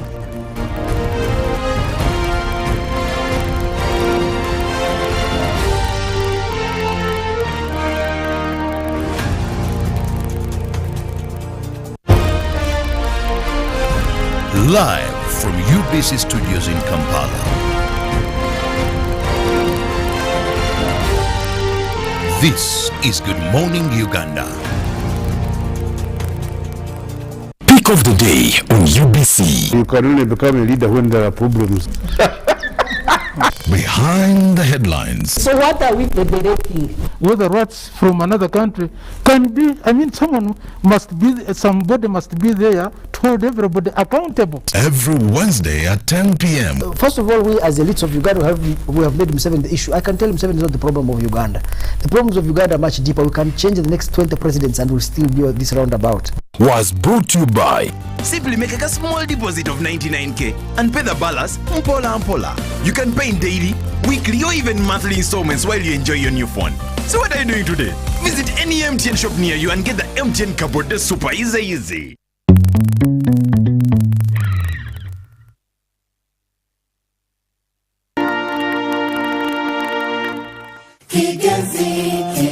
The Uganda Investment Authority, UIA, is holding the Kigezi Investment Summit on Saturday, September 24th, 2022. The venue of the Kigezi Investment Summit is Kisonso Industrial and Business Park in Kibaya, Rukundo Town Council, Kisoro District. The Kigezi Investment Summit is aimed at promoting and attracting relevant investment projects, both domestic and foreign, for local economic development of Kigezi region, comprising of the districts of Kabale, Rukunjiri, Kanungu and Kisoro. The theme of the Kigezi Investment Summit is Mobilization of Domestic Investment for Prosperity and Regional Integration. The guest of honor will be the Minister of Finance, Planning and Economic Development, Honorable Matia Kasaija. Follow the conversation live on UBC Television and on the hashtag #InvestInKigezi. This is Auntie Jovita, your friend, your mentor, and your mother. Someone who wishes you so well. I am here to talk about a very sensitive topic, and this is teenage pregnancy. Teenage pregnancy is bad. Don't get involved in it. Because it affects you. It will affect your relationship with your friends. It will affect your relationship with your siblings. It will affect your relationship with your family, the community, the school. You know, it will affect almost everything around you. Today, we've had issues of girls getting pregnant. Do you know how bad that is to you? Do you know how it is going to affect your education? Do you know how it's going to affect your life? Do you know how it can affect your health the rest of your life? Because your body is not yet ready to have a pregnancy, to carry a baby, and here you are, so many complications, and there's always a financial constraint in it, because someone has to take care of you, someone has to make sure that you're getting all the support you need, which you could have done when you get pregnant, when you're mature, and you have your job, and you have someone responsible you can put up there and say, please, this is who he is, and we can work on it and look after our baby. But here, you are leaning on your family, which is not good. Stay safe and avoid teenage pregnancy. Forget last season. Forget the oohs and ahs. Forget every moment that stole the show. Because the real show is here on GoTV. It's the new season. It's action-packed and it's going to be non-stop football. With over 1,000 games from more than 7 leagues and cup competitions plus a World Cup. Make sure you get the best seat in the house this new football season. Get a GoCoder with 1 month of GoTV value for only 25,000 Uganda shillings and enjoy non-stop football. GoTV Uganda. Love it. When you talk about our motherland Uganda, the pearl of Africa, you cannot fail to smile because of the smile that fills the faces of the citizens. Our nice good weather and nature that sustains us all, that enables us all to continue each in their own way because we are all different even according to each individual's work. But what joins us to become one person is the sweetness from the flavored drink Alleluia Jingati drink and Alleluia Tamarind drink. The flavor that quenches your thirst while at the same time treating and healing your body because it is 100% natural. Enjoy the drink that has got the tamarind juice in it. Made by Alleluia Reflexology, Healthy Solutions and Nutritional Research Center Limited. Get yourself a bottle of Alleluia from all shops around.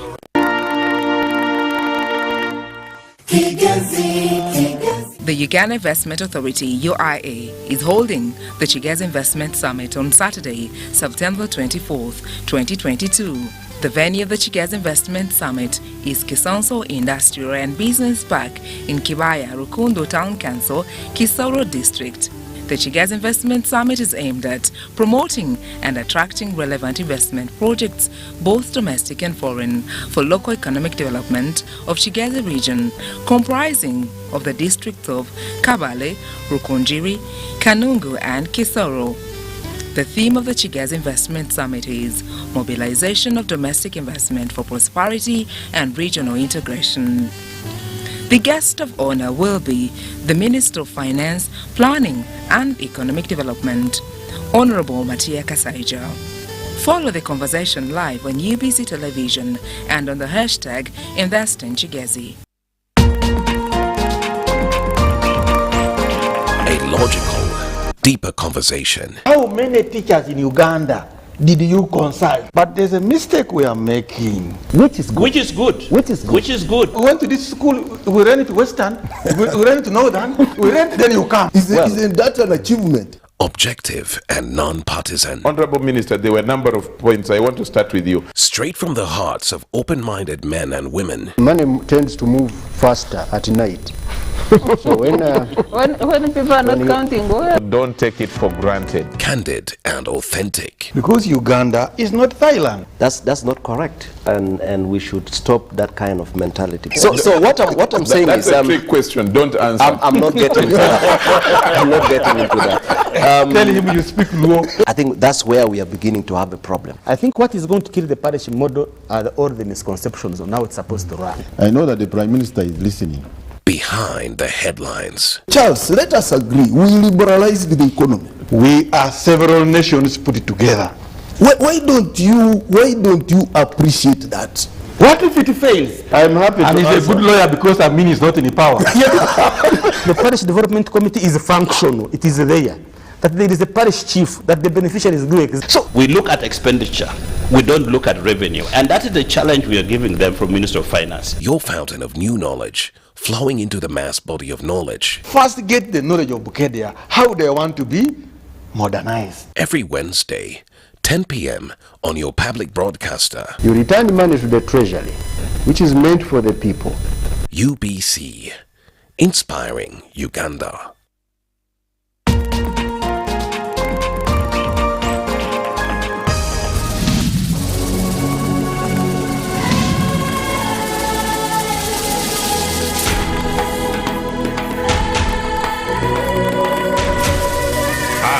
The quest, giver of life, Alpha without Omega.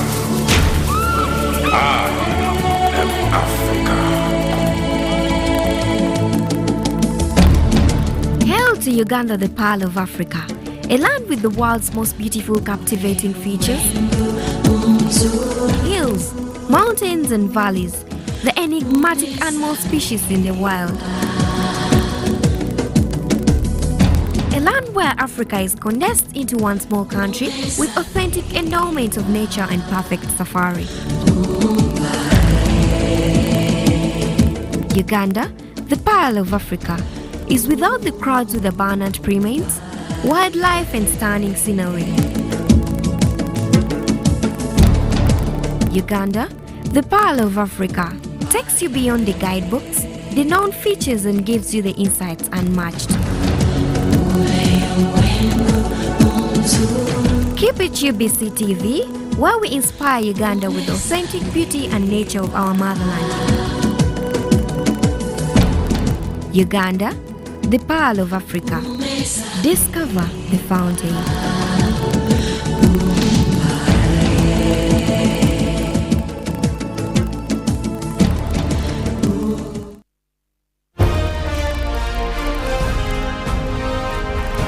Live from UBC Studios in Kampala. This is Good Morning Uganda.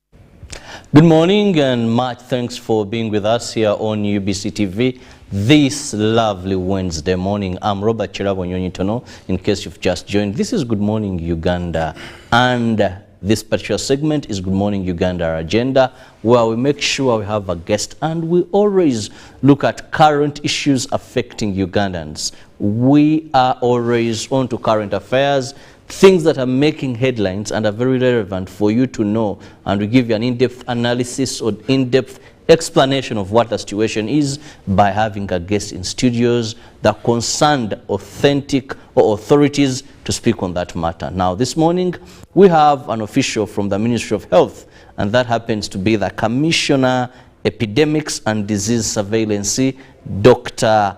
Alan Muruta, with whom we are going to be discussing the news that was confirmed to us by Ministry of Health yesterday, which is Ebola outbreak. A case was confirmed in Mubende, and now our experts, us all, this is also another enemy that has attacked us, and we must have basic information on how best, but also get confidence from our people. Are we safe? How are we going to be handling it? And I believe the person I have is the right person to discuss this topic.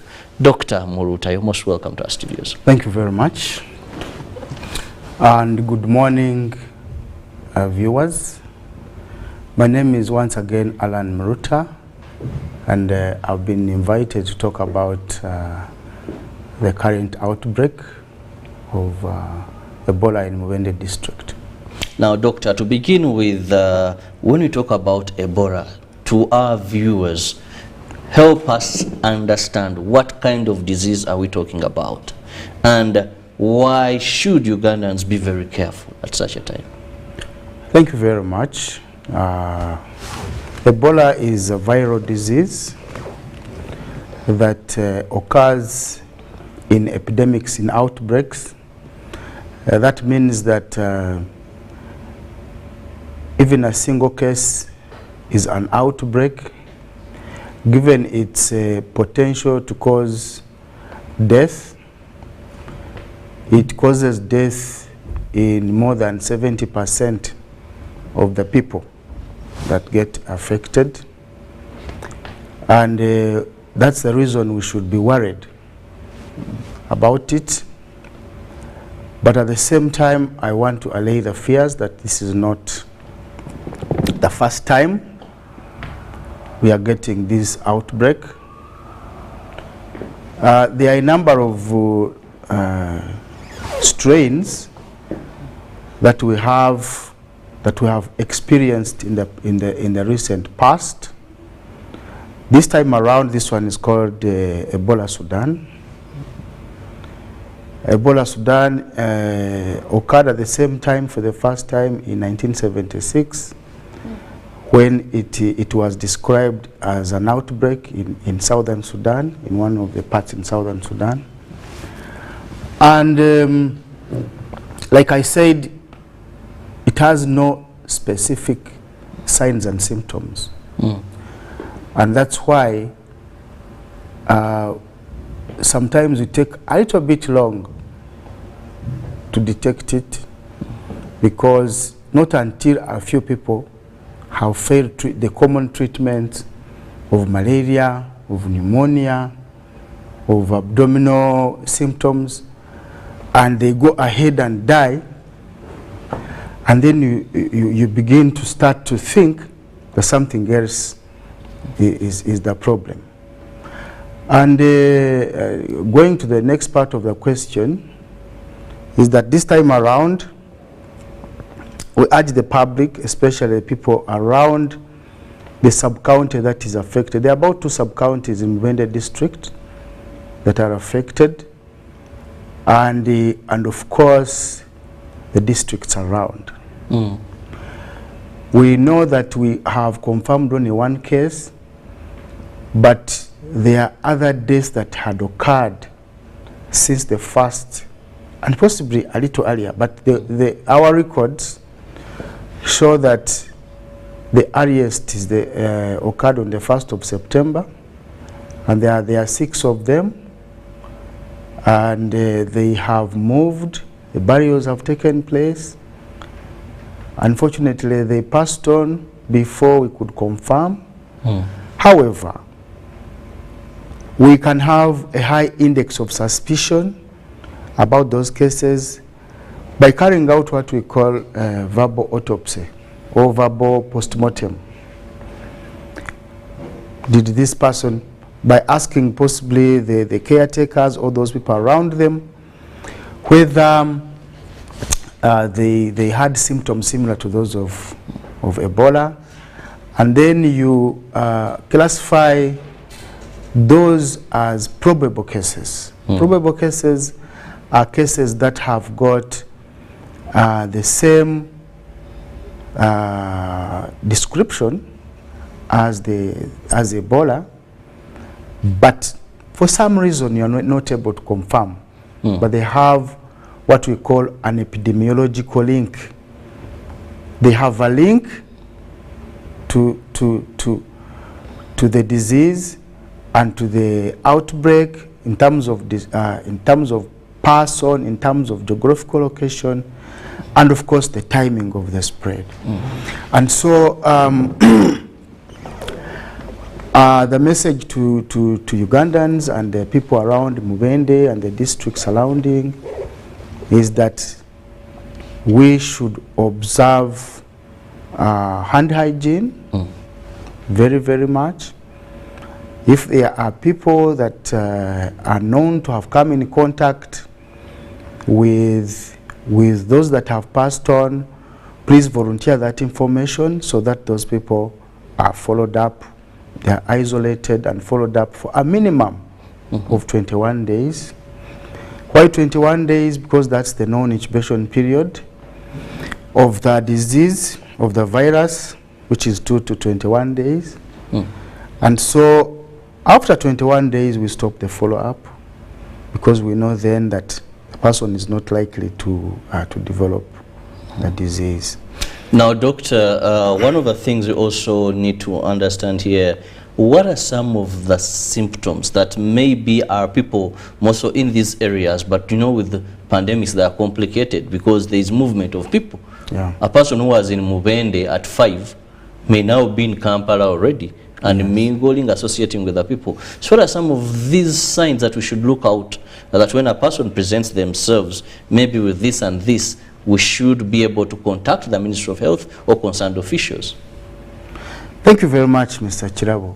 Yeah, the symptoms are not really specific. They are general, but given the situation that we are in now, everybody with the following symptoms should be a suspect, and therefore we should handle them with gloves. If you know you're caretaking somebody with fever, with high-grade fever, with the cough, chest symptoms, with the abdominal pain, general body ache, unusual tiredness, you know that person is a suspect. Especially if the fever is high-grade and is not going down to the common treatments, including malaria. You suspect that person, and even when you want to touch that person, you should put on gloves. And if you notice that you've come in contact with this person's blood, sweat, feces, vomitus, and all the other body fluids, you should make sure that you wash your hands with soap thoroughly. And if there are garments around that person and that person has been confirmed, those garments should actually be put on fire. Now, you've talked about coming in contact with this person, but also help us understand, we knew how COVID was transmitted. Yes. And we had social distancing, wearing of masks. For this Ebola, and of course there are a number of variants, but for this Ebola that has attacked us, the Sudan variant, what should people do? What should we guard against? Like I said, this is not an airborne disease. It is out of contact, close contact. Either you've touched somebody and got in touch with the sweat, or you touch the garments that have got some of the stain with any of the body fluids, it will get you. But we don't prescribe distancing, we don't prescribe all the other restrictions related to what we've been experiencing in COVID. We don't even put travel restrictions. What we would like to do is to, in these first few days, is to make sure that we get the contacts of the people we suspect must have either died of COVID or rather of Ebola or have the Ebola. And this is quite intense. We need to do this 100%. We have the capability. Fortunately, most of our districts have been trained in responding to a number of outbreaks. So they know quite a bit of this.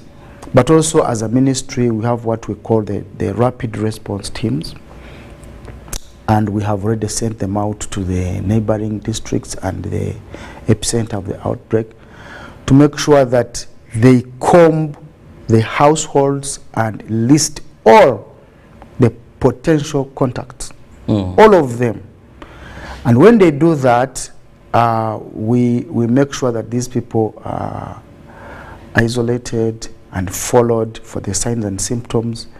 And as soon as any of them develops any sign, even if it's only one, we take off a sample and test. And we are sure that by doing this, we shall have our communities move around freely and not interfere with their activities. Now, Dr. Alan, one of the things also that comes to my mind is we've ever had Ebola and we've been able to win the battle against the disease. But this time, I hear that the kind of strain that we have, that is the Sudan, We were even told either that treatment is not in the country. We've had some countries talk about vaccination, that this is more lethal than maybe others that we've often been having in this country. How true is this? And if so, is there a cause for alarm? Yes, we've previously controlled these outbreaks, with or without the vaccine. Having a vaccine is definitely very good, and it is. But the vaccine that is available was for the strain of Ebola Zaire. This time around, this is Ebola Sudan. We don't have a vaccine for it. And there is one that is in advanced stages of development, and it will take us a while to access this vaccine, maybe 1 month at the earliest. And so we shall use all the other control measures that have been available for some time, including hygiene and the usual control measures that we use. We shall definitely get over it in a short time. But of course, yeah, if the vaccine was available, it would have been a lot easier to control. Now let's look at the treatment of Ebola in this country. How available is this treatment? Because we know, yes, this is something that can cause panic, but do we have the right treatment currently in the country? Is it readily available? There has never been a specific treatment for Ebola. So the treatment that we give is quite supportive. If somebody is losing blood, we transfuse this person with blood. If this person is losing fluids like diarrhea and all, we give fluids to balance this person's fluid volume. And so, but like I said, it is highly fatal disease, and if somebody has developed symptoms already, the chances of survival are 30%. That means that that the potential to die is 70%. That's quite high. That's quite high. So the disease is better prevented than treated. So my appeal out there is to make sure that people do everything that is possible to especially report those who they know have been caretakers of people that passed on, but also household members of people where somebody has passed on, so that we are able to list properly those that that came in contact or are likely to have come in contact with the people that are suspected to have passed on due to Ebola, so that we effectively prevent others getting affected by withdrawing these people from the general population and following them up and making sure that they complete the follow-up period of 21 days. And out of this, definitely we shall pick those that are most that get the disease and treat them in isolated environment, so that we avoid. There are quite a number of other hygiene processes that we do as health workers, including fumigating the environment, safe and dignified burials. Those people that die, that pass on due to the suspected Ebola, we don't allow the family to carry out the burial. We just go there and help them to bury this body, process the body, fumigate around, disinfect, and then we have special body bags that we use to make sure that the infection doesn't spread, and we carry out actually the whole burial for the sake of the family members and the community.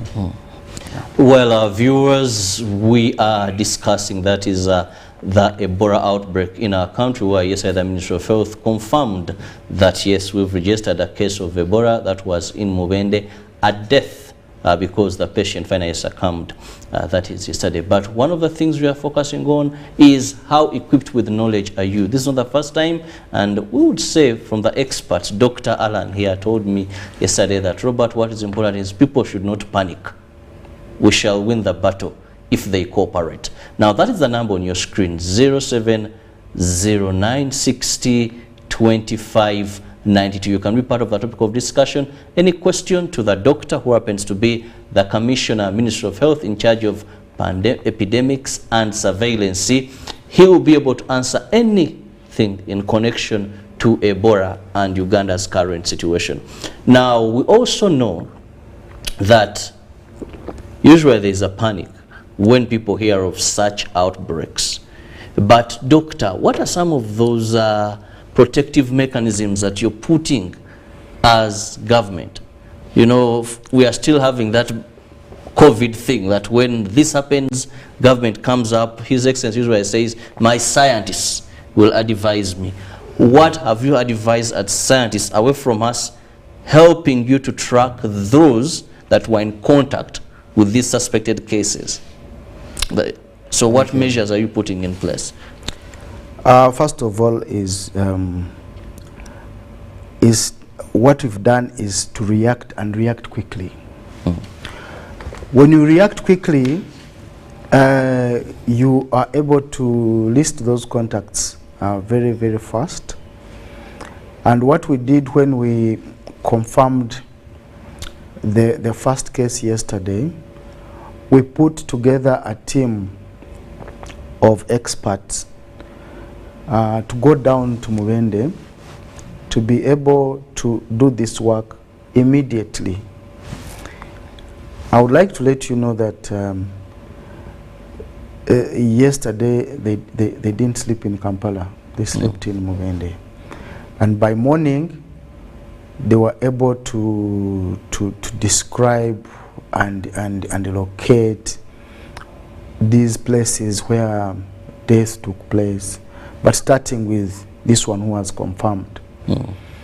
And by identifying the cases and the contacts, and somehow we use the word isolation. I think it's an English word. Yes. Isolating these people, taking them away from the rest.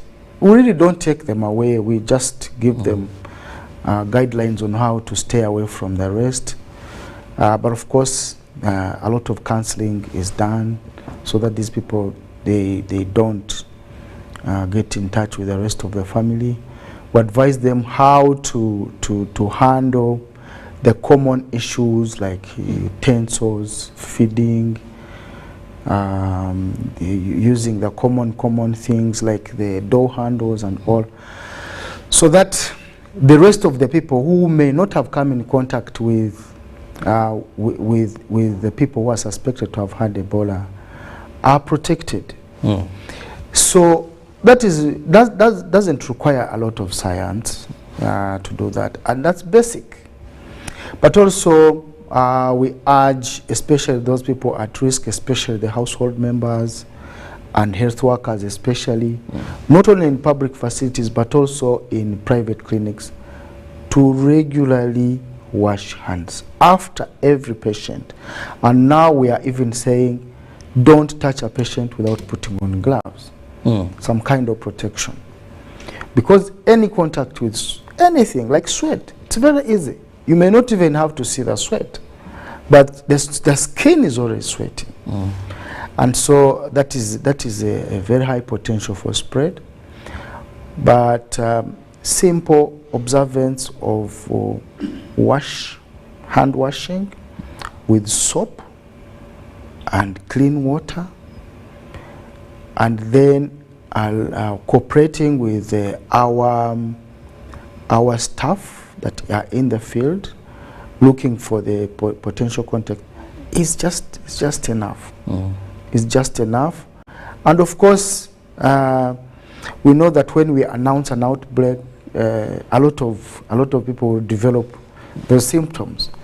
So we are bound to get even those who have the psychological symptoms, but we will attend to them. We have a toll-free number, which I don't have off my head, but I think it is 0800 1066. May I say it again? Please do. 0800 1066. This is a toll-free number. If anybody anywhere feels that he has got symptoms similar to those that I have described, give us that call. We shall evaluate you and see whether you need to have a test. But of course, quite a number of them will be negative, will not even require to be tested, because those symptoms are common. Quite a number of diseases give those symptoms. But what is important is, are you linked to somebody that could have passed on? Are you linked to somebody that could be in isolation, that is a suspect? That's most important. And also, are you coming from that very place on the surrounding districts? But also we know that because of the high mobility of people, because of trade and other activities, we can have a case anywhere. Yes. Even in Kampala. Because we know that Mubende is only 2 hours away from here by bus, and therefore a suspect or a person that is not yet confirmed can move around. And so, but we have done what we call risk profiling. We've put Kampala on high alert. Right now we are activating their task forces to make sure that they are very vigilant, and they're educating the masses to be very, very careful about people who have symptoms similar to those of Ebola and all the surrounding districts. Yeah, so that is the drive. Now, Doctor, this brings me to another very important question. Much as we've talked about the general public, how we should be protecting them and what they should do, is the plight of health workers. It is on record that during an Ebola outbreak, we lost one of our prominent doctors in the struggle to save a life. Most of the times, COVID being a case point here is we had health workers infected. We lost health workers.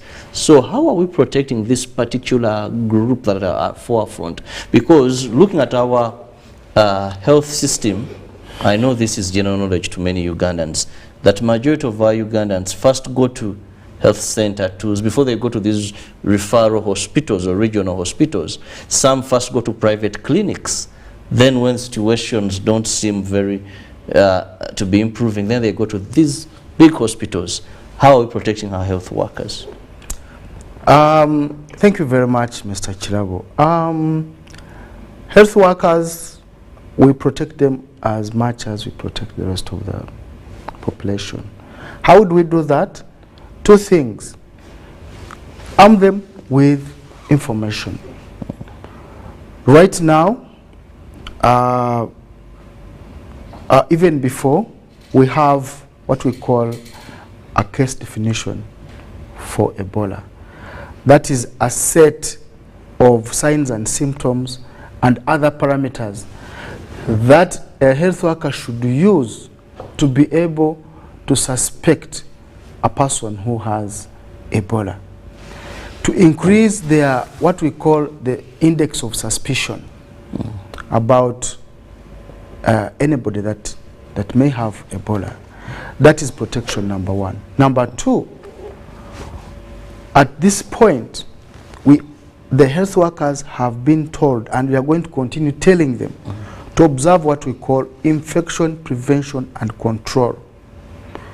Part of what I have already described, which includes hand washing, protecting themselves properly with gloves, And those that are getting in contact with those that are highly suspected, especially in our treatment units, have to put on a full personal protective equipment, including the head covers, the goggles, the mask, and the coverall. So we have this surprise because we are coming out, and we are still having COVID around, though it is in small numbers. So we have these supplies in our stores. That's a good thing. And all health workers are supposed to be putting on this personal protective equipment, but at different levels. Those that are in outpatient may not have to put on the coveralls, but they will put on a few basic, and then the ones that are really full personal protective equipment can be worn by those that are in the treatment units of those cases that are suspected and then confirmed. Well, just to remind our viewer that you can be part of the topic of discussion this morning by simply going to our social media platform. That is the number on your screen. It is our WhatsApp number 0709 60 25 92. 0709 60 2592. Please feel free to send us even a text message. You can send a WhatsApp message or a text message on that number, and I'll be able to read it to the guest in studio regarding Ebola or the outbreak that was confirmed by the Ministry of Health. That is a case that was confirmed in Mubende. And just remind you, please, the ministry says they are ready to receive any information and act upon it. But also remember, in case of the worst being death, please, you're not supposed to bury this person. Yes, in all our cultures, we have certain rituals of how we treat the dead before burying them. But remember, this person has died. Now you who try to perform all these rituals, at the end of the day, you could contract this disease. And like Dr. Alan has said, 30% chances should you present yourself with symptoms. That means you have a 70% chances of not making it. I say that.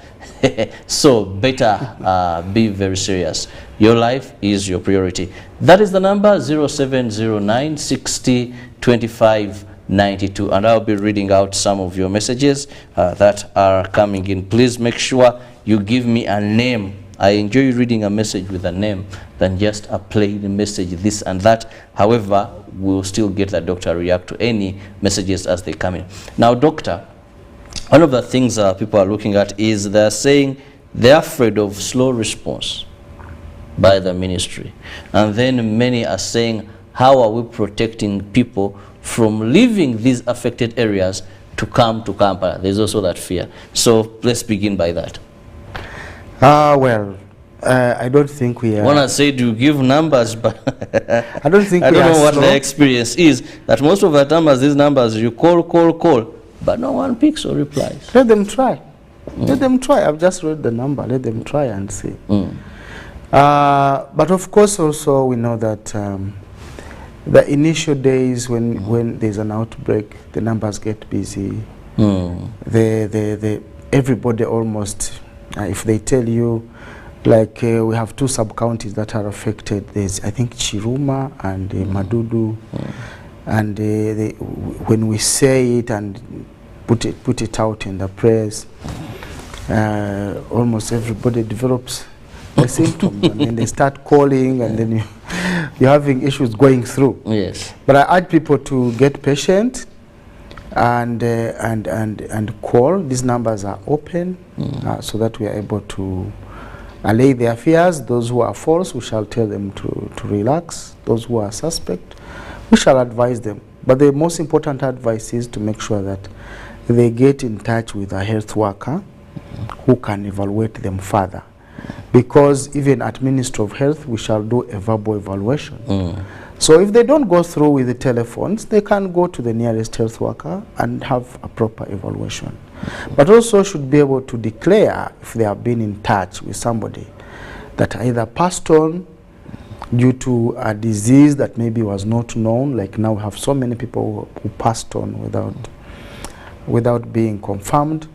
Yeah, and things like that.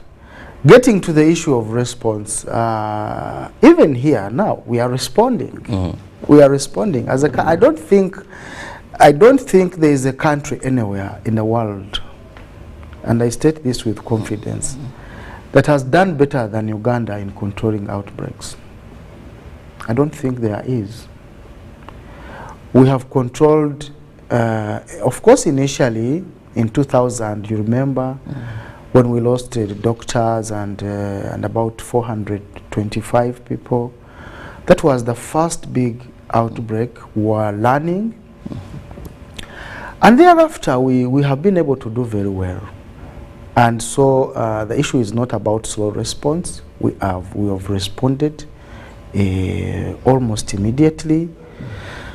And we do believe that with the expertise that we have, with the people whose capacity we trust, and their numbers, because we have a full database of responders. We are not short of responders. And we respond in a number of areas like coordination, that is the issue of leadership. We respond by way of providing logistics. We respond by way of doing surveillance properly, by making sure all the contacts are listed 100%, mind you, and by making sure that we follow the map 100% daily, and then making sure that if anybody develops anything, we are able to take samples and isolate and do the appropriate action. So we've not been slow. I don't think that is correct assertion, and we are going to be on top of the situation. Well, I want to thank you so much, Doctor. With that word of encouragement, you're going to be on top of the situation, and we really trust, because the Ministry of Health has done this a number of times when we've registered outbreaks of these pandemics, and really it has been a success. Doctor, in a minute, your final remark to Ugandans. Thank you very much, Mr. Kirabo. Like I said, my final remark to Ugandans, first of all, they should not panic. The Ministry of Health are working with the local governments. We are in charge. Right now, as I speak, our teams, you see, this is not how I dress. Normally, I dress like you, Mr. Kirabo. But because of the situation, I've had to dress like this because I'm going down. All of us, a good number of us, including, we've appointed an incident commander. He's setting up a situation room right in Mubende. So we are going down, and we are going to activate the district task forces. We are going to orient them. This today, as I live here, I'm going to chair a national task force. From there, I go to one of the districts to activate the task forces and reorient them on their tasks and their roles. And so, Ugandans out there, my message is, while I allay your fears that you should not panic, at the same time, I would request that you be vigilant at pointing out those people that have got symptoms similar to those of Ebola, and especially if they have come in contact with somebody that has passed on with similar symptoms, to make sure that they observe hand hygiene. Hand hygiene is very important, and with that, it is like a magic bullet. Because if you observe hand hygiene, even when you inadvertently touched such a person and you wash your hands thoroughly, you not get affected. So let's be vigilant and point out those people, avoid touching them, avoid touching their body fluids. We shall together we shall get on top of the situation. We shall control this outbreak. Thank you. Thank you so much, Dr. Alan Muruta, who happens to be the Commissioner in charge of Epidemics and Disease Surveillance in Ministry of Health. We have a role to play as government also has a role to play. Let's support each other, and together we shall defeat Ebola like we've always done. See you later on. Stay safe. God bless you. Sports is next.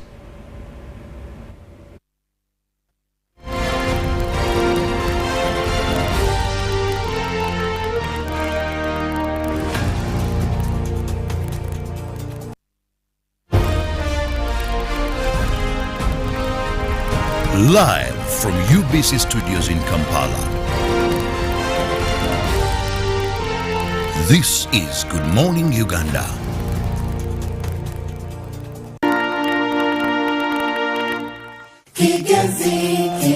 The Uganda Investment Authority, UIA, is holding the Chigaz Investment Summit on Saturday, September 24th, 2022.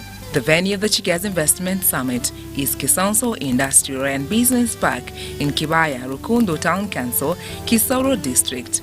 The Chigaz Investment Summit is aimed at promoting and attracting relevant investment projects, both domestic and foreign, for local economic development of Chigazi region, comprising of the districts of Kabale, Rukunjiri, Kanungu and Kisoro. The theme of the Chigaz Investment Summit